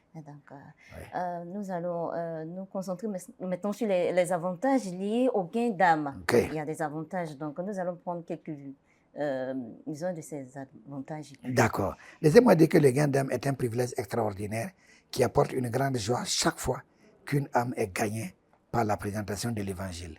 Number one, la joie au ciel. La joie au ciel. Okay. Si une seule âme se donne au Seigneur, là, se détourne de la vie pécheresse, il y a de la joie au ciel. Même les gens du Seigneur là s'explosent de joie au ciel. C'est un grand avantage. Donc, depuis la chute de l'homme, dans le jardin d'Éden, là, tout l'intérêt du ciel a été la rédemption de la race humaine. La race humaine. Dieu a passé de nombreux siècles à mener à bien son plan de rédemption. Galates 4:4. Et il n'est pas étonnant que les gens du ciel se réjouissent lorsque les âmes sont gagnées pour le Seigneur. La joie du ciel. Luc 15, verset 10. Deuxième chose, la joie de l'âme gagnée par Christ. La joie de l'âme gagnée lui-même là. Vous voyez, quand le verre, il y a des arbres qui ont que vous arrivez là, vous verrez des vers qui sont accrochés à ces arbres-là. Quand un ver est sur un arbre qu'on appelle le Kail Cédra au Burkina Faso, le goût est amer. Et il grossit dans ça là. Il croit qu'il a gagné. Mais dès que ce verre-là se détache de là et passe s'accrocher, par exemple, au karité. Et ce qu'il va consommer là-bas, là, il va se réjouir et savoir que il y a un goût plus excellent, il y a une nourriture qui fait plus du bien que ce que j'avais. Donc l'âme sauvée là, ou l'âme gagnée, sera en joie quand elle a accepté Jésus. L'Écriture rapporte qu'après son baptême, l'eunuque éthiopien là, a poursuivi son chemin en se réjouissant. Acte 8, 39. La joie du nouveau croyant qui découvre la vérité de Dieu là, son obéissance à la vérité de Dieu, sa libération de la culpabilité du péché, son entrée dans la vie d'une nouvelle vie et son espérance à la vie éternelle là, se combinent pour faire du moment de la conversion une source de joie incomparable. Et le croyant converti là va se réjouir. Donc c'est un grand avantage. Il y a la joie du gagneur d'âme lui-même. Comme tu as su que par toi, vraiment, tu es allé, cet homme-là, on ne savait pas qu'il allait se convertir. Et par la grâce de Dieu, par le moyen de l'évangile et par la puissance du Saint-Esprit qui convainc de péché, le monsieur est devenu un croyant. Célébrant Dieu là. Si tu te tais et tu observes, tu dis, hey, c'est par moi que cet homme-là, donc toi-même le gagneur d'âme là, il y a une joie abondante. Il y a la joie pour la croissance maintenant de l'Église. Quand plusieurs âmes se convertissent et l'Église grandit là, tout le monde est heureux. Tout le monde est heureux. Ce sont les quelques avantages. Il y a les signes et des prodiges qui vont accompagner ceux qui vont croire. Et quand on voit la démonstration de ces signes-là, véritablement, on voit que c'est très, très important. Et véritablement, c'est un bonheur et ça porte des avantages que de prêcher l'évangile et de gagner des âmes. Malheureusement, le temps ne joue pas en notre faveur. Donc, après tout, nous allons prendre vos derniers mots avant de tirer les rideaux sur notre discussion, portant sur le fait d'être déployé pour sauver l'âme qui ne meurt jamais. Vos derniers mots. Mon dernier mot, en lisant le texte principal que Jésus a posé comme question là, dans Marc 8, 36-37, qui est le texte principal de cet exposé, qui nous enseigne comment sauver l'âme qui ne meurt jamais, et en reconnaissant la valeur éternelle de l'âme, et en suivant l'exemple du Seigneur Jésus-Christ lui-même dans les sacrifices personnels qu'il a consentis pour gagner les âmes, Jésus a déclaré, que servirait-il à l'homme de gagner tout le monde et s'il perdait son âme? Ou encore, que donnera un homme en échange à son âme? Pour les croyants en Christ, les âmes sont le trésor le plus important que l'on puisse emporter au ciel. Parce qu'une âme vaut bien plus que le monde entier. L'âme qui ne meurt jamais mérite tout notre temps, notre énergie, nos ressources et nos sacrifices pour la ramener à l'éternel Dieu. Donc j'invite tout le monde à la prière victorieuse pour que le mandat biblique que Dieu nous a donné dans ce déploiement-là, on puisse gagner des âmes qui ne meurent jamais au Seigneur. Que Dieu vous bénisse. Amen. Amen. Merci, apôtre, pour les précisions que vous nous avez apportées sur le fait que nous sommes déployés pour sauver l'âme qui ne meurt jamais. J'espère que, chers téléspectateurs et téléspectatrices, vous avez appris pas mal de choses aujourd'hui. Bon, ce soir, nous sommes concentrés sur certains éléments que je vais énumérer. Nous avons parlé des méthodes, nous avons parlé aussi des obstacles liés au gain d'âme, nous avons parlé des défis associés au gain d'âme et les avantages qui sont liés au gain d'âme. J'espère que vous avez appris beaucoup de choses. Alors, ce soir, nous tirons les rideaux sur notre discussion portant sur le fait d'être déployé pour sauver l'âme qui ne meurt jamais. Nous voulons remercier l'apôtre Ousmane Patine des Arbres qui a pris du temps hors de son emploi du temps surchargé pour nous adresser sur ce thème très important. Si vous voulez en savoir plus ou vous voulez découvrir des sujets intéressants, veuillez nous rejoindre sur Plante TV chaque mardi de 19h30 à 20h30. Nous profitons de cette occasion pour saluer le président international de l'Église de Pentecôte, l'initiateur et le visionnaire de cette émission. Nous saluons aussi le directeur d'émission, tout le personnel du bureau d'émission. Nous saluons l'équipe de Plante TV. Nous saluons mon réalisateur, M. Samuel Odaté, qui est assisté par M. Toussey. Nous vous remercions de nous avoir suivis depuis le pays des hommes intègres, je veux dire le Burkina Faso. Encore une fois, je m'appelle Abigail Amponsem. Prenons rendez-vous mardi prochain de 19h30 à 20h30. Encore une fois, que Dieu vous bénisse et à très bientôt.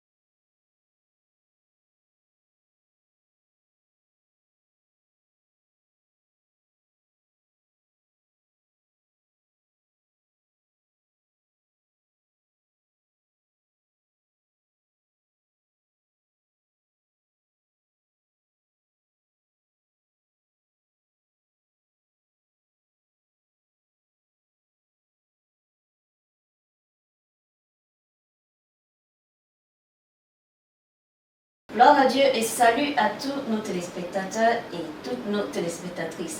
C'est un honneur pour nous de vous accueillir à la rubrique Interview des événements francophones. J'espère que vous avez passé de bons moments. Vous nous suivez depuis le pays des hommes inter, je veux dire le Burkina Faso. Je m'appelle Abigail Amponsem. Ne quittez pas votre poste téléviseur, nous revenons dans un instant.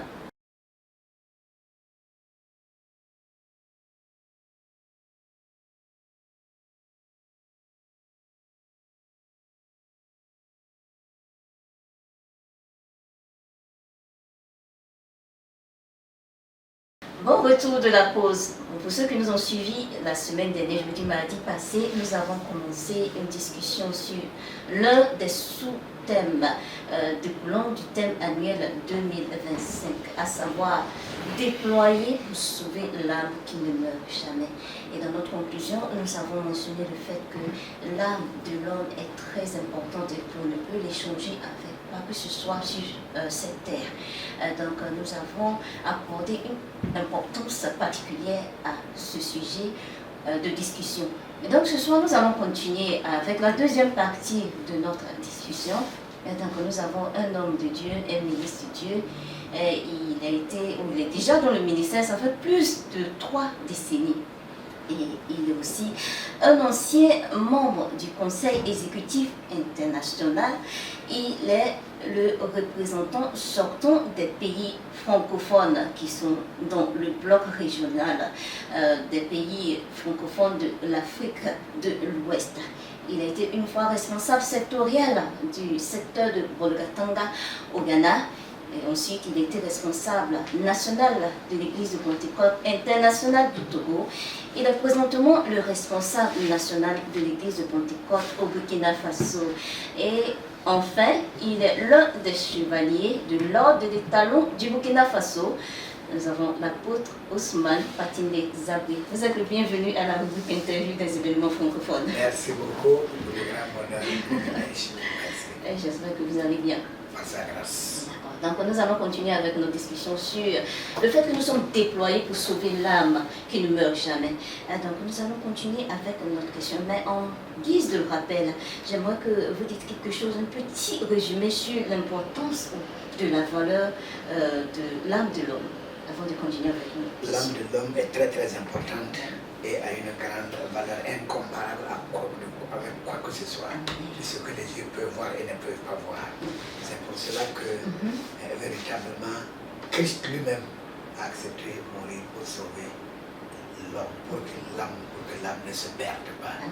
Et ainsi comme Christ, étant Dieu, a accepté de mourir à la place, la personne pour que son âme soit sauvée, vous voyez combien l'âme est très très importante. Très important. D'accord. Nous allons maintenant voir quelles sont les raisons pour lesquelles les chrétiens ont cette grande responsabilité de gagner les âmes. Oui, on va essayer de dire certaines parce qu'il y en a beaucoup plusieurs qu'on peut réellement. C'est pour cette raison d'abord que Jésus est venu sur la terre. Oui. Donc, c'est vraiment une lourde responsabilité. C'est le salut de l'âme là que Christ est venu lui-même sur cette terre avec la mission de racheter et de sauver les âmes. Il a dit dans Luc 19 verset 10 que lui il a paru pour sauver ce qui était perdu.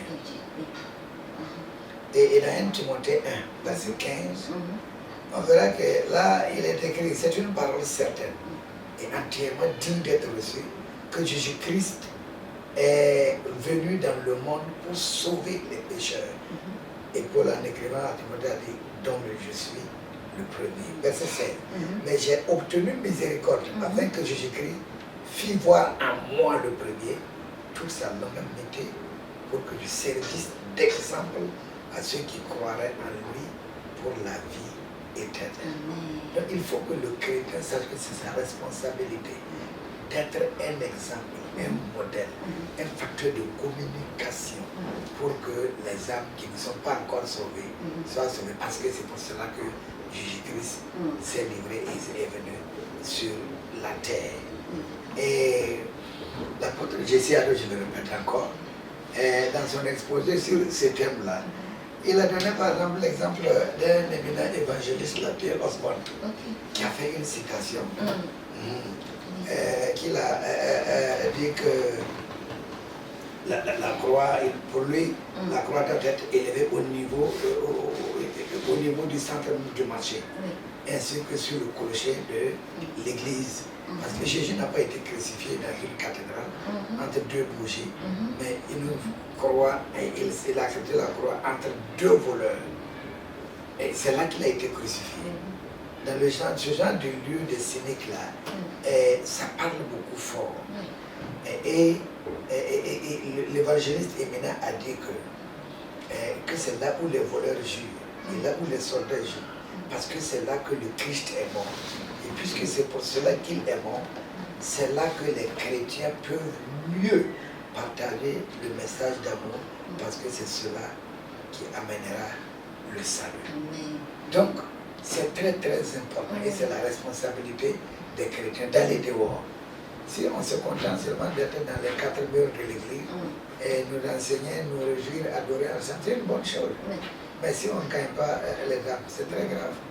On perd la raison d'être de l'église. Ah ouais, on perd la raison d'être de l'église. La prédication de l'évangile, c'est la raison d'être de l'église.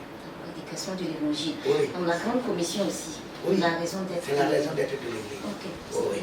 Et il y a quelque chose que j'avais une fois dite et que je veux peut-être vous faire comprendre ces choses-là. Allez-y. S'il y a une organisation ne se met pas et ne s'attelle pas à sa raison d'être ou sa raison d'existence et perdait son mandat premier, même si cette organisation continue d'exister là, c'est inutile. C'est inutile. Et qu'en est-il de l'église?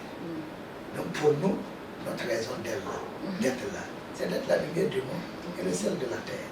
C'est de prêcher Christ et lui crucifié. C'est de gagner des âmes. C'est là même l'essence de l'église. L'essence de l'église. Ouais. Donc on a obligatoirement la plus forte raison, surtout que le monde aujourd'hui est pervers là, de courir et d'apporter l'évangile aux âmes perdues. C'est ça le vrai christianisme. Et d'ailleurs, il est important de noter que le salut ne concerne les âmes, et le salut, ça concerne les âmes. L'apôtre Pierre a dit dans 1 Pierre 1, verset 9, parce que vous obtiendrez le salut dans vos âmes pour prix de votre foi. Et j'aime ça. N'oubliez pas que je vous avais dit que Jésus a demandé si le Fils de l'homme revenait, la foi sur la terre. Donc il a dit dans la Pierre 1, verset 9, parce que vous obtiendrez le salut de Satan pour prix de votre foi. Et Paul a dit dans verset 17, que la foi vient de ce monde. Et ce monde vient de la parole de Dieu. Si le chrétien ne voit pas l'importance d'aller avec la parole, avec le gagner de gagner. Il va avoir comment la foi à la fin. C'est pour cela que Dieu nous a responsabilisés. Vous avez même posé une question sur cette partie. Qui va s'utiliser. Moi, je ne sais pas le temps d'aller de David. Vous avez posé cette question. Vous avez posé la question. C'est notre responsabilité première d'aller sauver les âmes. C'est pour cela d'ailleurs que Jésus est mort. Il nous a sauvés. Nous ne devons pas être égoïstes. Nous devons sortir et gagner ces âmes qui sont perdues. Et voilà. Et d'ailleurs, je vais ajouter dans le cercle de la famille. Quand tu viens d'une famille, c'est toi qui es condamné, tu te réjouis de la foi. Et les autres là, tu ne fous pas de rachat de leur âme à la guerre. Mais c'est grave. La relation que tu peux partager avec tous les mêmes, si c'est le même père, se limite sur la terre. Ah oui. Parce que quand le Christ reviendra, c'est toi qui vas à la rencontre du Christ. Et c'est toi qui vas à l'éternité. Et eux, ils se disent, c'est avec ce qu'on a fait. Quelle chose tu fais à ta famille biologique. Tu peux adjurer ton père, ta mère. Tu peux les alimenter. Tu peux les débarrasser. Tu peux sanctifier leur besoin alimentaire. Et Tout ça, c'est confus. Mais si tu n'es pas spirituel, tu salis de leur apporter. Qu'est-ce que tu as gagné en venant à l'église, ta relation est nettoyée en toi et tu. C'est bien le deuxième point. Donc, je tente de visualiser la scène dans ma tête. Cette personne qui est soumise. Le monde de sa famille sont perdus vont. Ça serait sans triste. Et puis, quelqu'un a dit, quoi au Seigneur, je sais toi et ta famille, tu auras sauvé. Donc, c'est quelque chose que tu dois réclamer. Dans un souci de prière. Moi, c'est ce qui m'est arrivé. Quand j'étais converti, mon père était un grand chef, responsable, et je suis le fils aîné. Et c'était inutile. Les gens on préfère savoir que les croyants chrétiens. Parce que c'est au trône. Et c'était devenu un véritable problème. Alors, papa, parce qu'il avait été animé des autres sous-chefs, il était obligé de faire appel. Il a envoyé quelqu'un. Parfois, le soir, il dit que je veux comprendre son engagement dans le temps chrétien. Il doit venir. Et moi, j'ai amené cet homme-là auprès du pasteur Pius Mess, qui était missionnaire français à l'époque. Et le business s'est converti. Mon papa a dit qu'il faut. La semaine qui a été, il a envoyé même lui-même on est arrivé au mission. Quand on l'a, il est reparti la carte. Il dit, moi, je suis devenu chrétien. C'est là que mon papa a dit, dans ce cas, il faut qu'il fasse quelque chose. Et ça, c'était en 1985. Et en 1985, il y avait la convention générale de l'église de Pentecôte. Et nous étions près de 70 personnes qui ont quitté le Burkina pour aller à la convention générale. Et j'ai fait au Seigneur. Et que c'était des prières. J'ai écrit dans mon enveloppe. Seigneur, tu as dit que si quelqu'un croit, lui et sa famille seront sauvés. J'aurais cru le salut de sa famille. Et après cette convention, viens avec des responsabilités. Moi, je veux comprendre à partir de pas toi. Et on était 7 à 7. Et quand on est arrivé là, mon papa nous a reçu, c'est très intéressant. Quand il nous a reçu dans son hall où il recevait les tables et puis les autorités, et le pasteur a commencé à prêcher. À un moment donné, il s'est levé. Et le papa m'a demandé, il est fâché, il n'est pas fâché, les griots, les campagnes, il est sorti. À moins de quelques heures, il est revenu. Et il a dit, on sort, il fait monsieur le village, c'est pas moi qui dois écouter ce message. Et le jour-là, il y a eu 37 personnes qui se sont converties. Et après la conversion, le pasteur, toi tu es moi j'ai trahi. Dites-moi. Nous, on croyait que c'est parti secrètement. Mais nous tous, on a vu que c'est lui qui a. Maintenant, la seconde, c'est un pasteur. Pour que c'est les gens qui ont décidé d'accepter la vérité. C'était voulu la vérité. Et c'est comme ça que c'est l'église a marché chez moi. Et mon père est mort en 2012, après 5 ans. Mais il a été parti de sa liberté. C'est un grand témoignage. Un grand miracle. Et maintenant, c'est une religion. Et mon père a dit, si je passais un pasteur, ne me pas à la mener. Si je mange le jour, il mange le jour. Si je mange la jour, il mange la jour. Donc, vous ne pouvez pas de souci. Et mon père, quand on est parti, c'est lui qui a fait des construire une maison missionnaire de 20 et d'une cadre, et puis une cuisine, une toilette pour le pasteur. À ses frères, pas l'église. Oui. Donc la parole est complètement la vérité. Oui. Ça, c'est un miracle.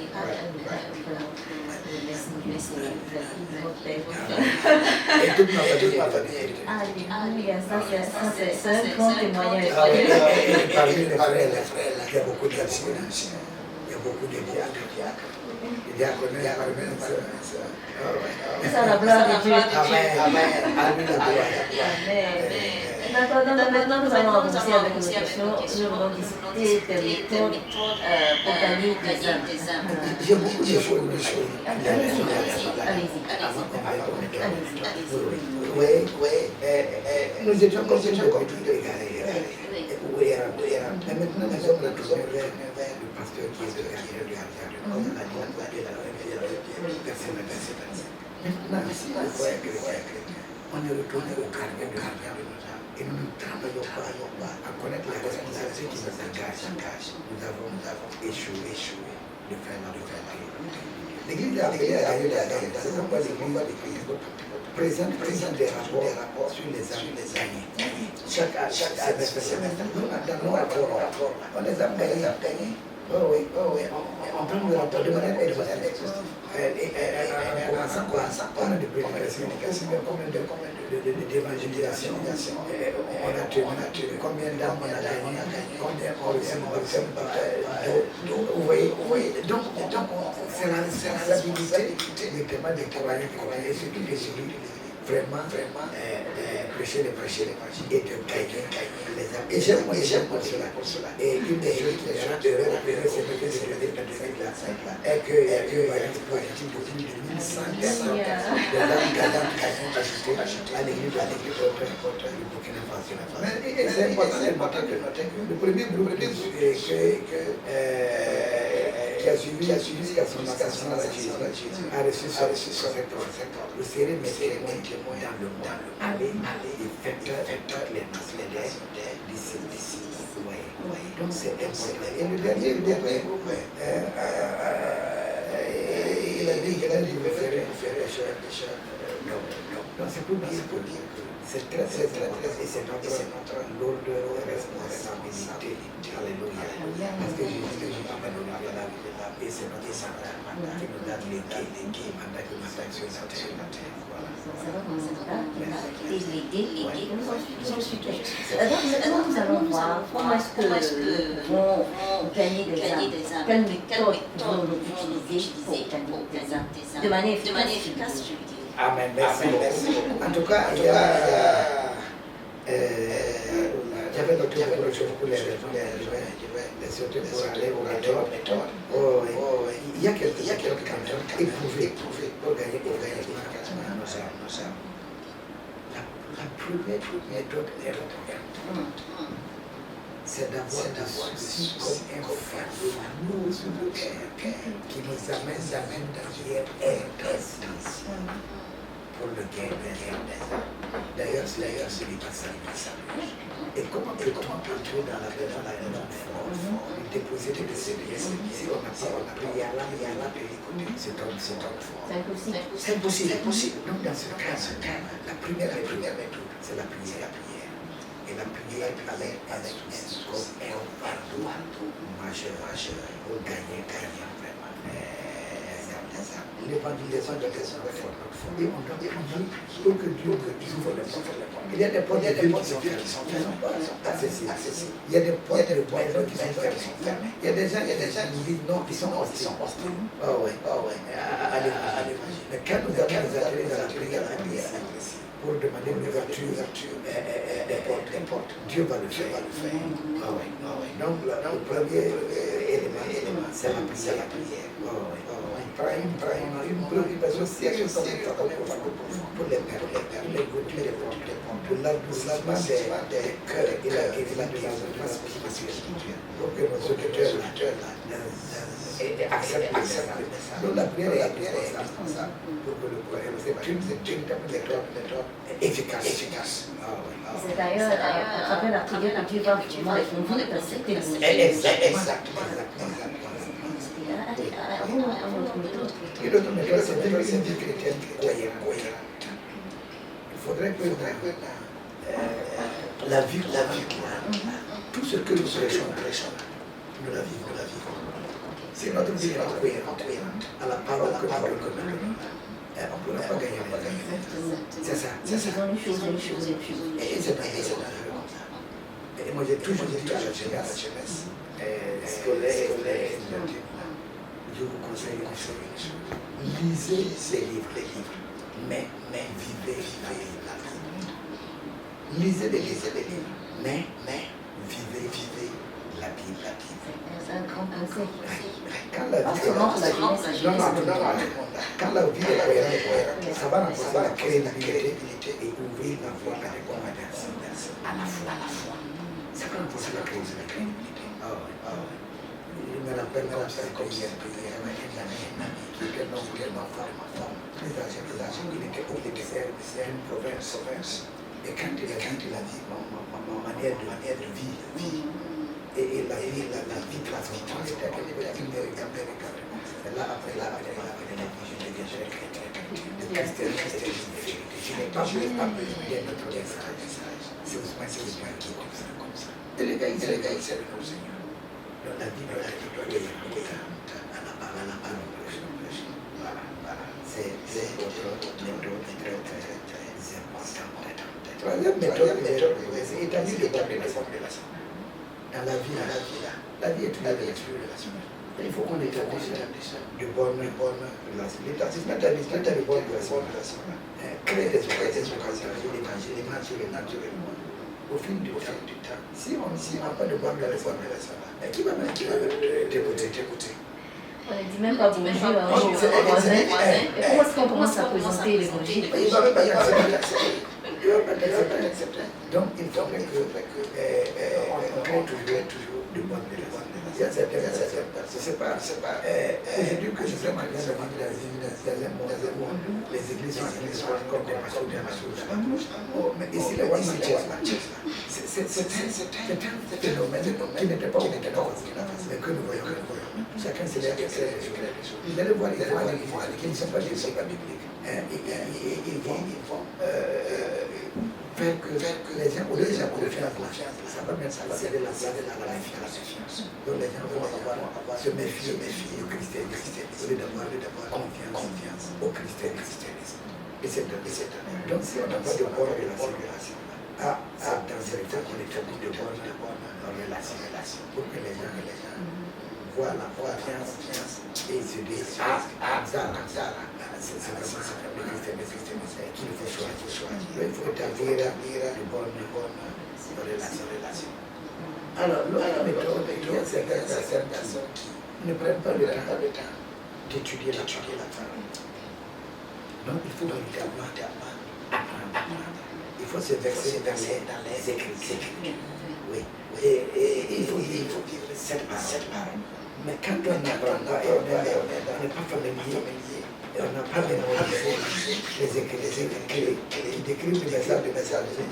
Bon, il y a des gens qui ne savent pas Jean-François qu'à Dieu. Et c'est très grave. Donc, il faut que les gens apprennent et apprennent de se verser les Écritures et connaître la bonne manière de présenter l'évangile. Je donne un exemple. J'avais des officiers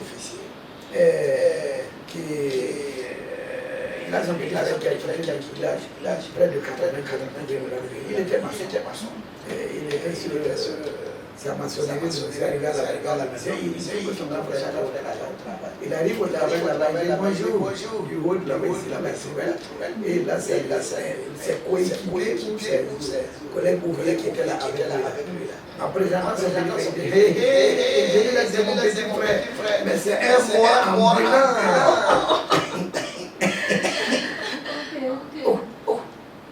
Et le gars était caché.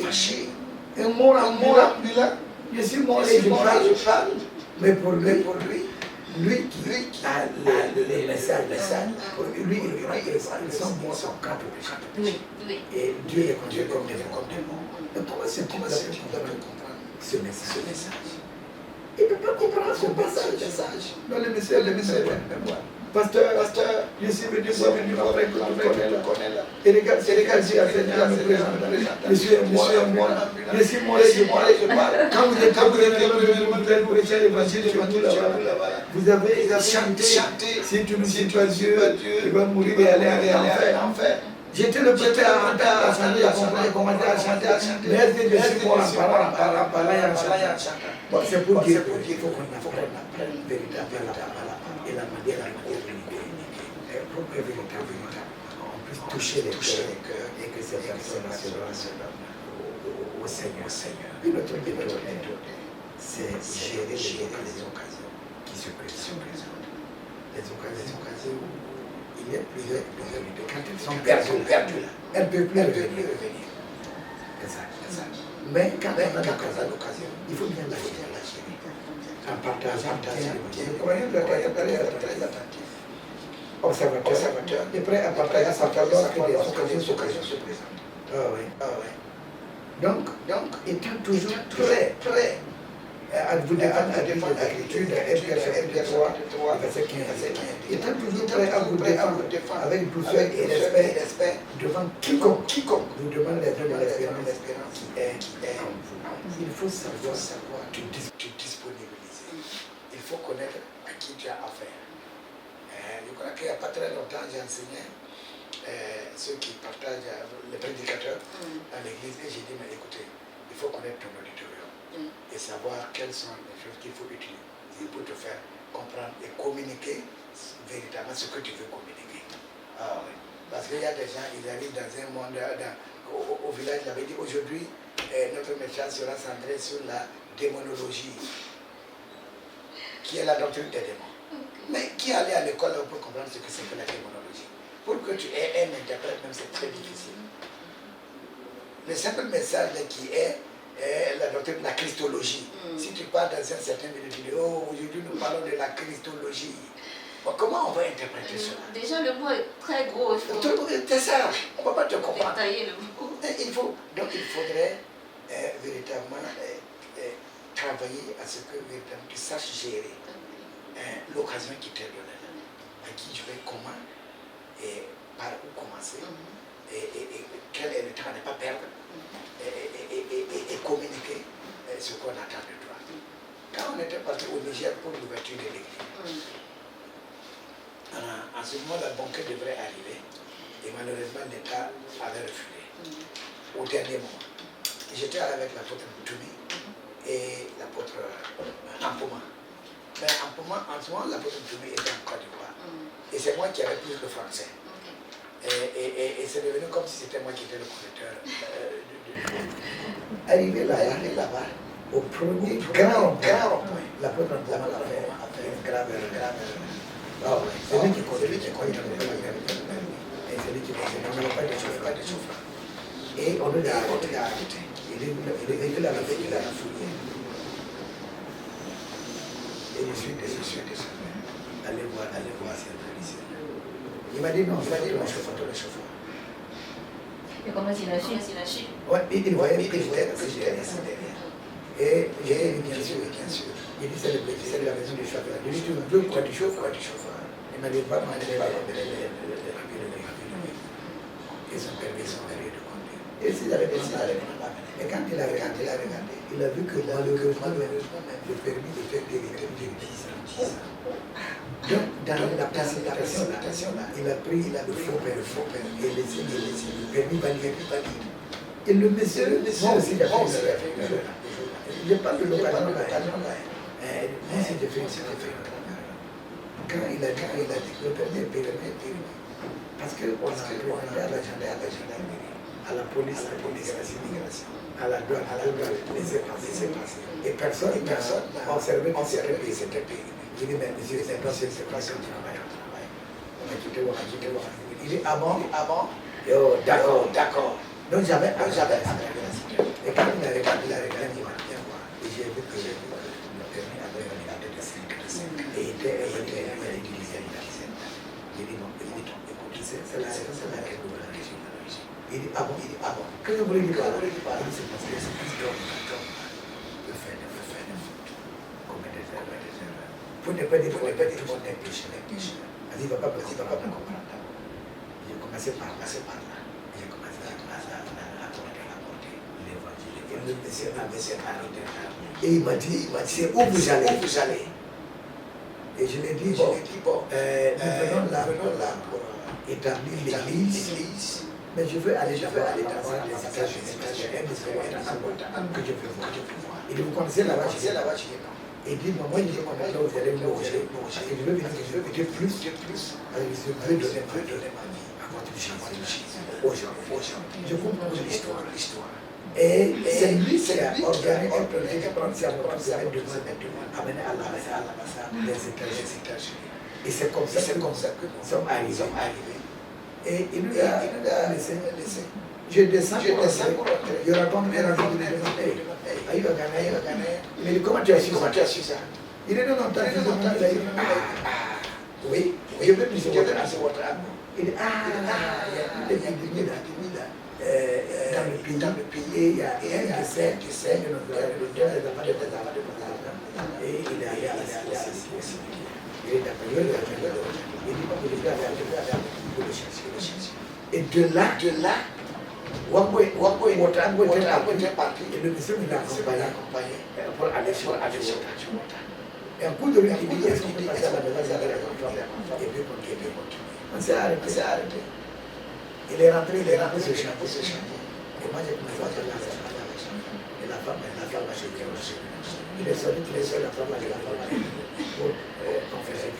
Et il a dit, non, attends. C'est moi qui l'ai appelé. Tu ne peux pas être la première à te donner à Jésus. Moi aussi, je veux me donner à Jésus. Et c'est le plaisir qu'on peut dire. Et c'est comme ça. Maintenant, j'ai disais, quand on est allé sur la route, on a vu cette une femme qui connaissait l'apôtre Ampoma là-bas. Quand il la connaît, elle a quitté. Pourquoi vous êtes là? Je suis en route, j'ai rejoint mon enfant, vraiment c'est grave. Et on a eu on a passé 2 nuits de prière dans un hôtel et on est revenu. Moi, je suis revenu seul même. Et quand je suis arrivé, le premier que j'ai vu là, j'ai dit, si tu as un ami, tu m'amènes, je te présente parce que mon ami pasteur qui est là.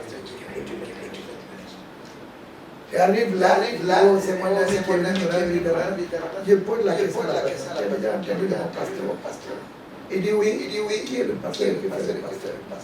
C'est comme ça que je m'en et c'est comme ça que j'ai eu une vingtaine de convertis, fait des cultes, aller baptiser avant de revenir au retour et repartir. C'est comme ça qu'on a bâti l'église au Niger. Quand il y a une occasion qui se présente là, vraiment, il faut utiliser. Il faut. Et donc, quand il y a une occasion qui se présente, il faut utiliser. Ne quittez pas votre poste téléviseur, nous allons dans un instant.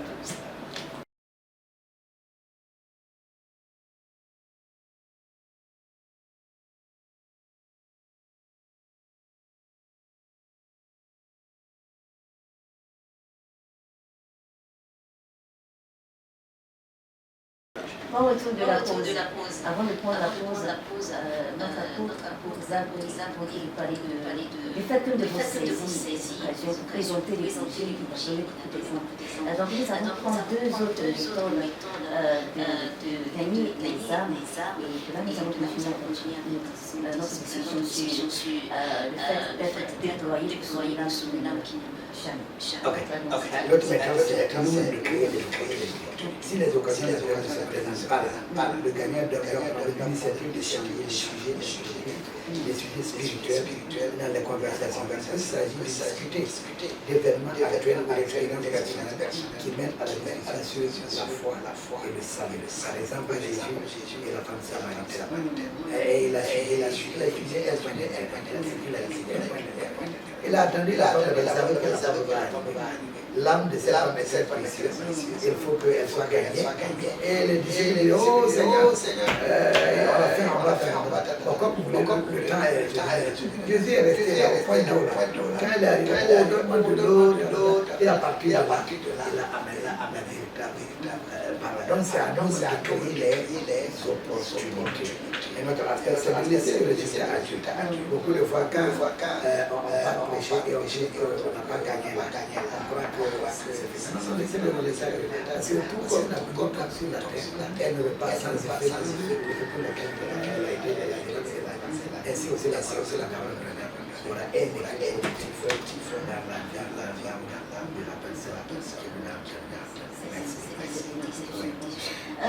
certainement, il y a des obstacles quand il s'agit de gain. Nous aimerons discuter de ces obstacles à l'aide des versets bibliques si possible.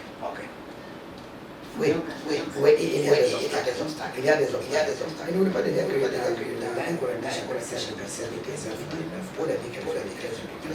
Il dit, je resterai à Éphésus jusqu'à la parce que une grande porte d'un accès efficace, mais les adversaires sont non. Donc il y a certainement des obstacles. Il y a des obstacles. Il y a des obstacles très nombreux. Oui. Il y a un prédicateur qui a décrit quel obstacle il a dit, le premier obstacle qu'il a dit, c'est l'indifférence et la léthargie des pécheurs. Cet homme-là s'appelle l'origine. Il dit, l'obstacle difficile à surmonter est l'indifférence et la léthargie de l'incroyant. Oui, certaines personnes peuvent n'avoir aucune considération pour Dieu. Son adoration, son nom.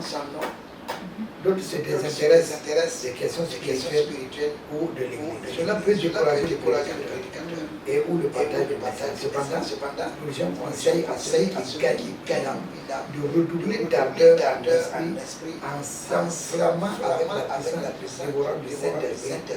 Prier pour une intervention divine dans certaines situations peut également éveiller l'événement à la réalité et vivre que nous servons et éventuellement l'amener à se repentir. Oui. Donc, vous allez voir certaines personnes. Bon, il est différent de la foi.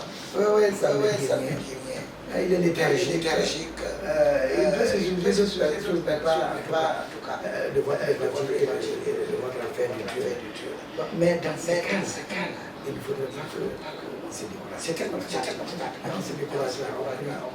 On continue de prêcher. On continue de prêcher. C'est vrai que nous n'avons pas de temps. Il y a la peau de Dieu qui nous avait raconté la histoire de quelqu'un qui avait son âme. Il allait le prêcher, il a mis Dieu est Dieu, ou bien Dieu est Dieu. Il est créé. Il est comme une voyante. Il est comme Dieu l'a changé, comme tu es allé là-bas. Il a fait le lycée là. Mais jamais accepté. Et il a fait, voilà, je ne tiens à rien, pas de faire. Je ne veux plus te prêcher. Et Dieu lui a dit, tu as fait une carrière, tu dois continuer. Il est rentré toute la nuit, il a prié. Il a prié toute la nuit, toute la nuit. Mon ami là. Et le lendemain matin, à son insu, l'ami est sorti, aller au bord de la plage pour passer du temps. Et pendant qu'il cherchait, au bord de ce bord de la plage, il voit là-bas un petit homme qui court torse. Et comme la vague venait de la mer, l'enfant a couru, aller faire ses cueillir de la vague là. Recourir, aller mettre des gens qu'il avait cru. Donc il fait comme ça. Et il a commencé à suer. Parce que c'était fatigant. Il n'a pas fait là. Viens ici. Qu'est-ce que toi tu fais? Il dit, je vais vider l'eau de la mer. Remplir mon trou. Et il dit, quitte là-bas. Toi tu peux faire. Tu n'as pas de grande eau là. C'est Dieu qui l'a étendu. Et le petit n'a pas dit, aujourd'hui, tu crois à l'existence de Dieu.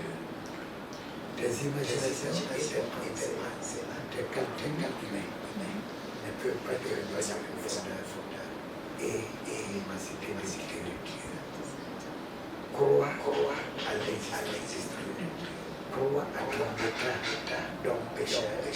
Accepte Jésus.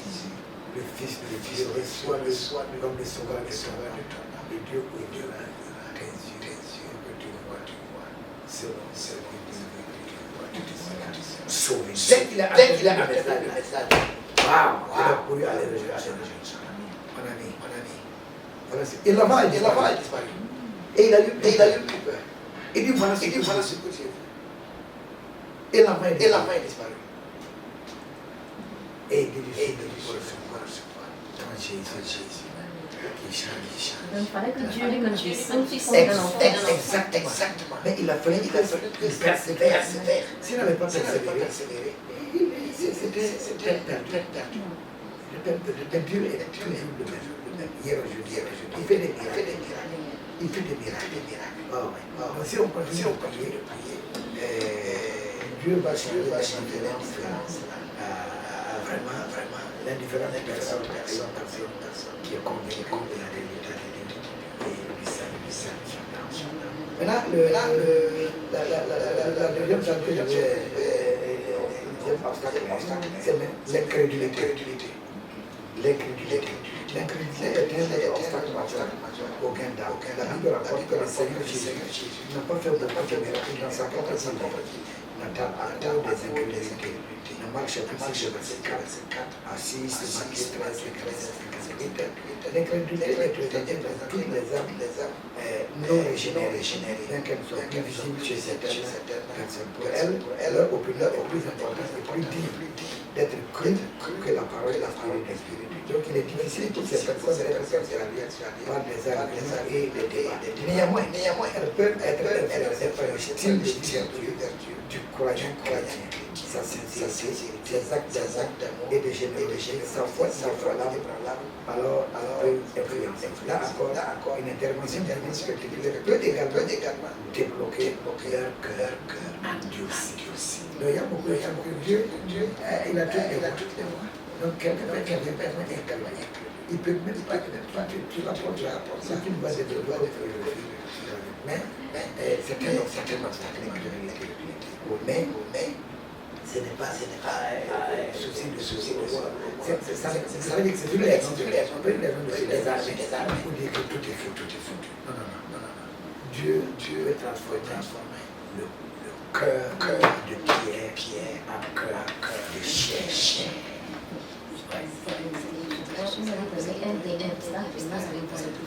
Peut-être la proclamation de la déclaration.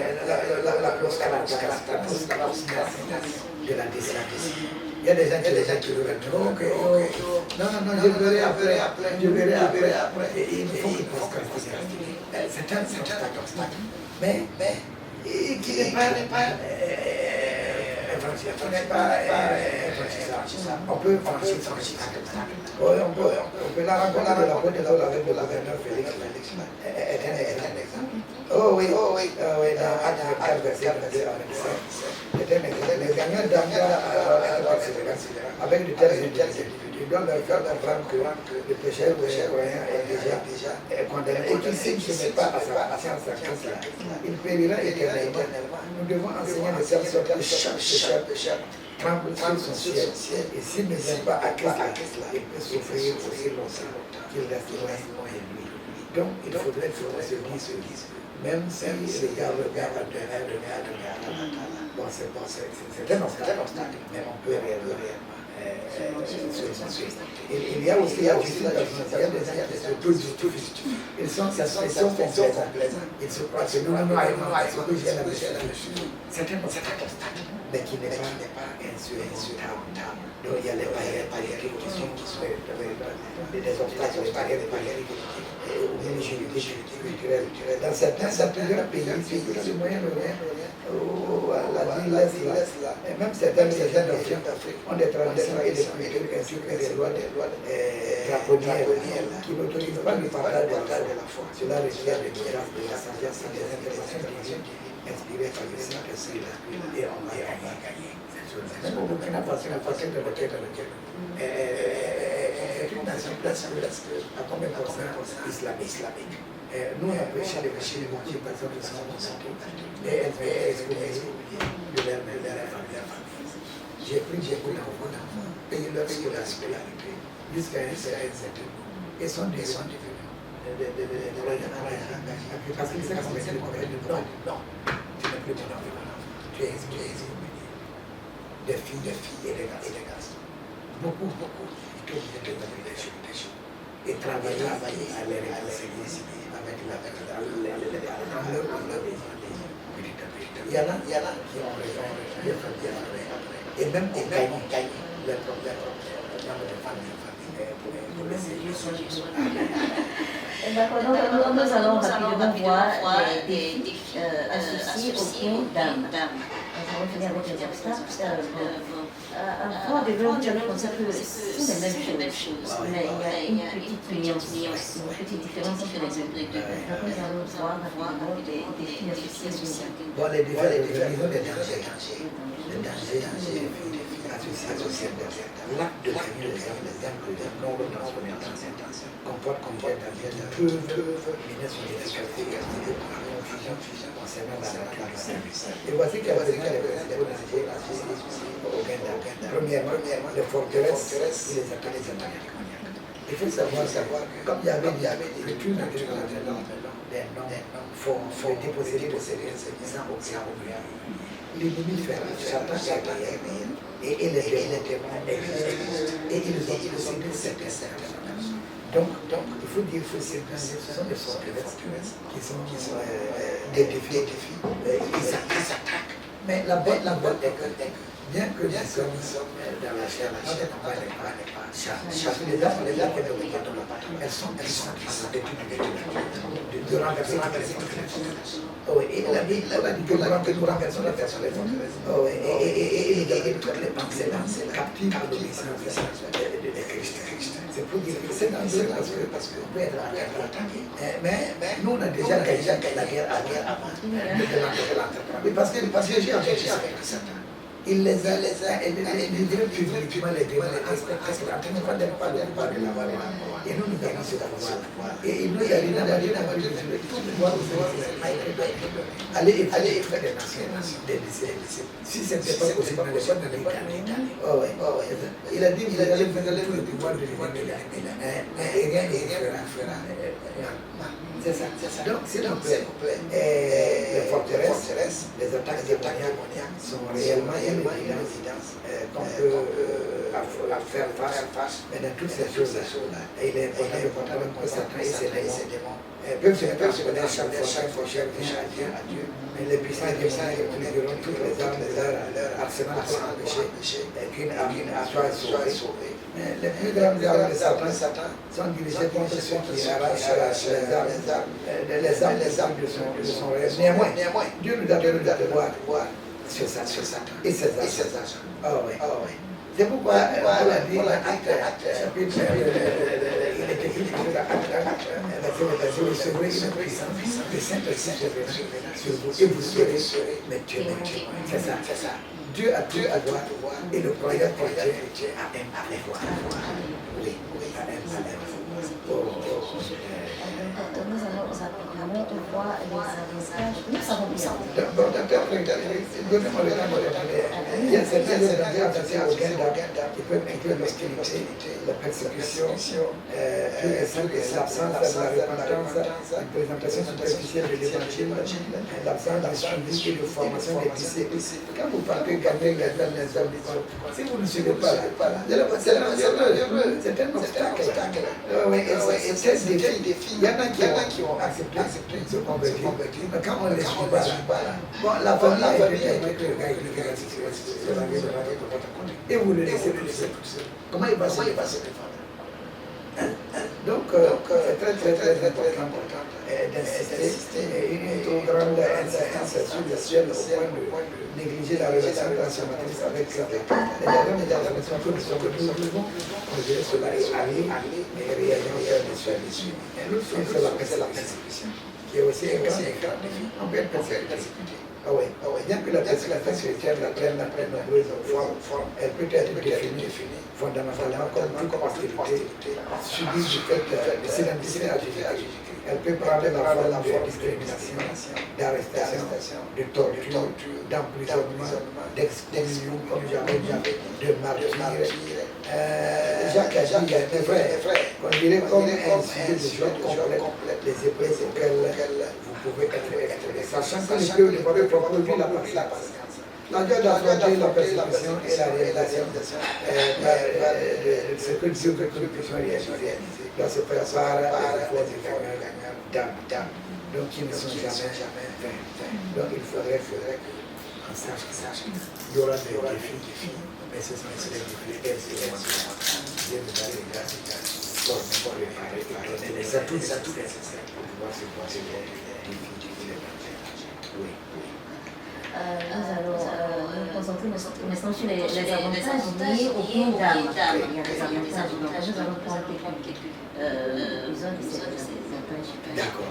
Laissez-moi dire que quelqu'un de l'église extraordinaire qui apporte de joie à chaque fois qu'une âme est gagnée par la présentation de l'évangile.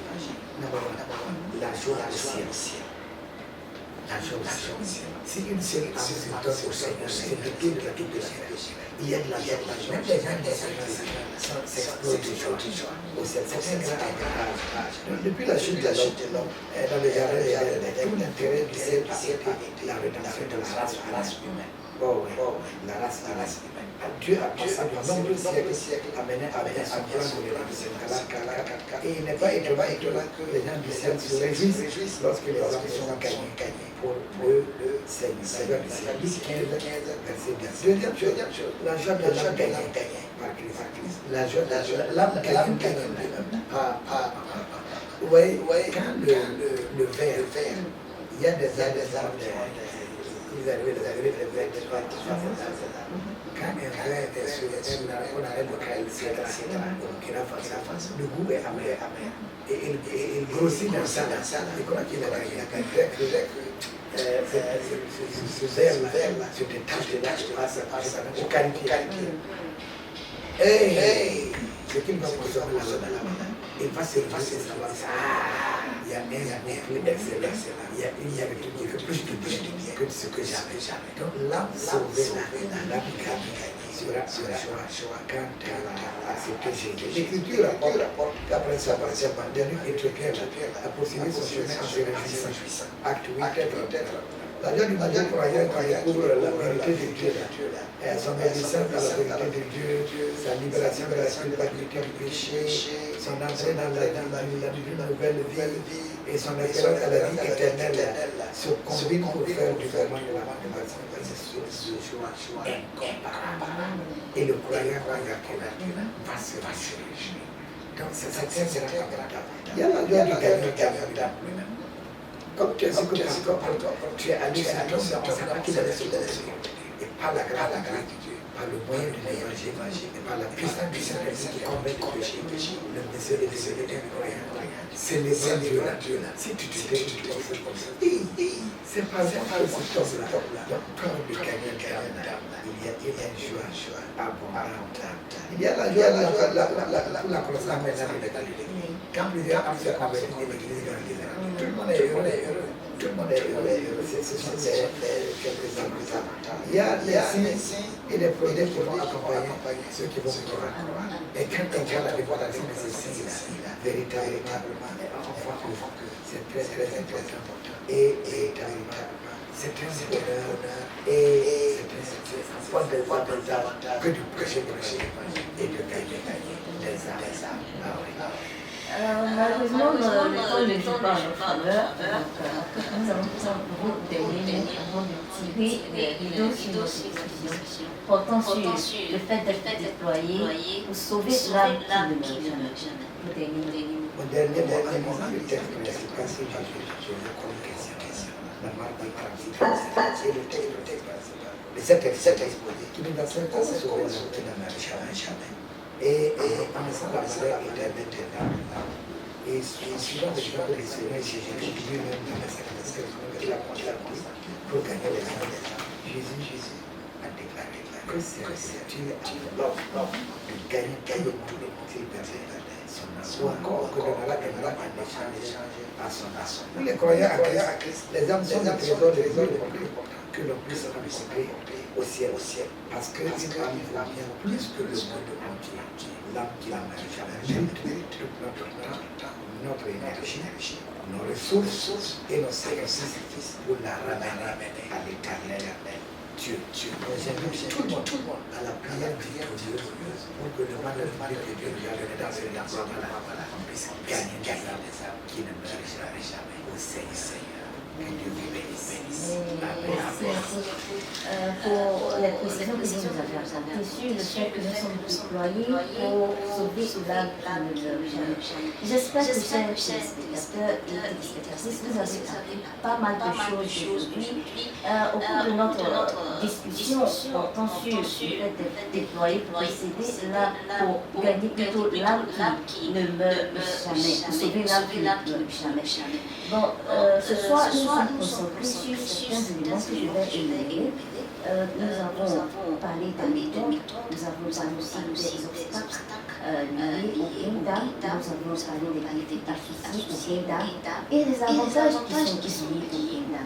J'espère que vous avez appris beaucoup de choses. Alors, ce soir, nous tirons les vidéos sur notre discussion portant sur le fait d'être déployé pour sauver l'âme qui ne meurt jamais. Nous voulons vous laisser Ousmane Patin Desa qui a pris de son emploi du temps surchargé pour nous adresser sur ce thème très important. Si vous voulez en savoir plus ou vous voulez découvrir des sujets intéressants, veuillez nous rejoindre sur Trump TV chaque mardi de 19h30 à 20h30. Nous profitons de cette occasion pour saluer le président international de l'Église du Pentecôte, qui est l'initiateur et le visionnaire de cette émission. Donc nous saluons aussi le directeur de l'émission, tout le personnel de l'émission, nous saluons l'équipe de Trump TV, nous saluons mon réalisateur, M. Samuel Odato, qui a assisté par M. Hussein. Nous vous remercions de nous avoir suivis depuis le pays des hommes, des Antilles et du Burkina Faso. Encore une fois, je m'appelle Abigail Amkosem.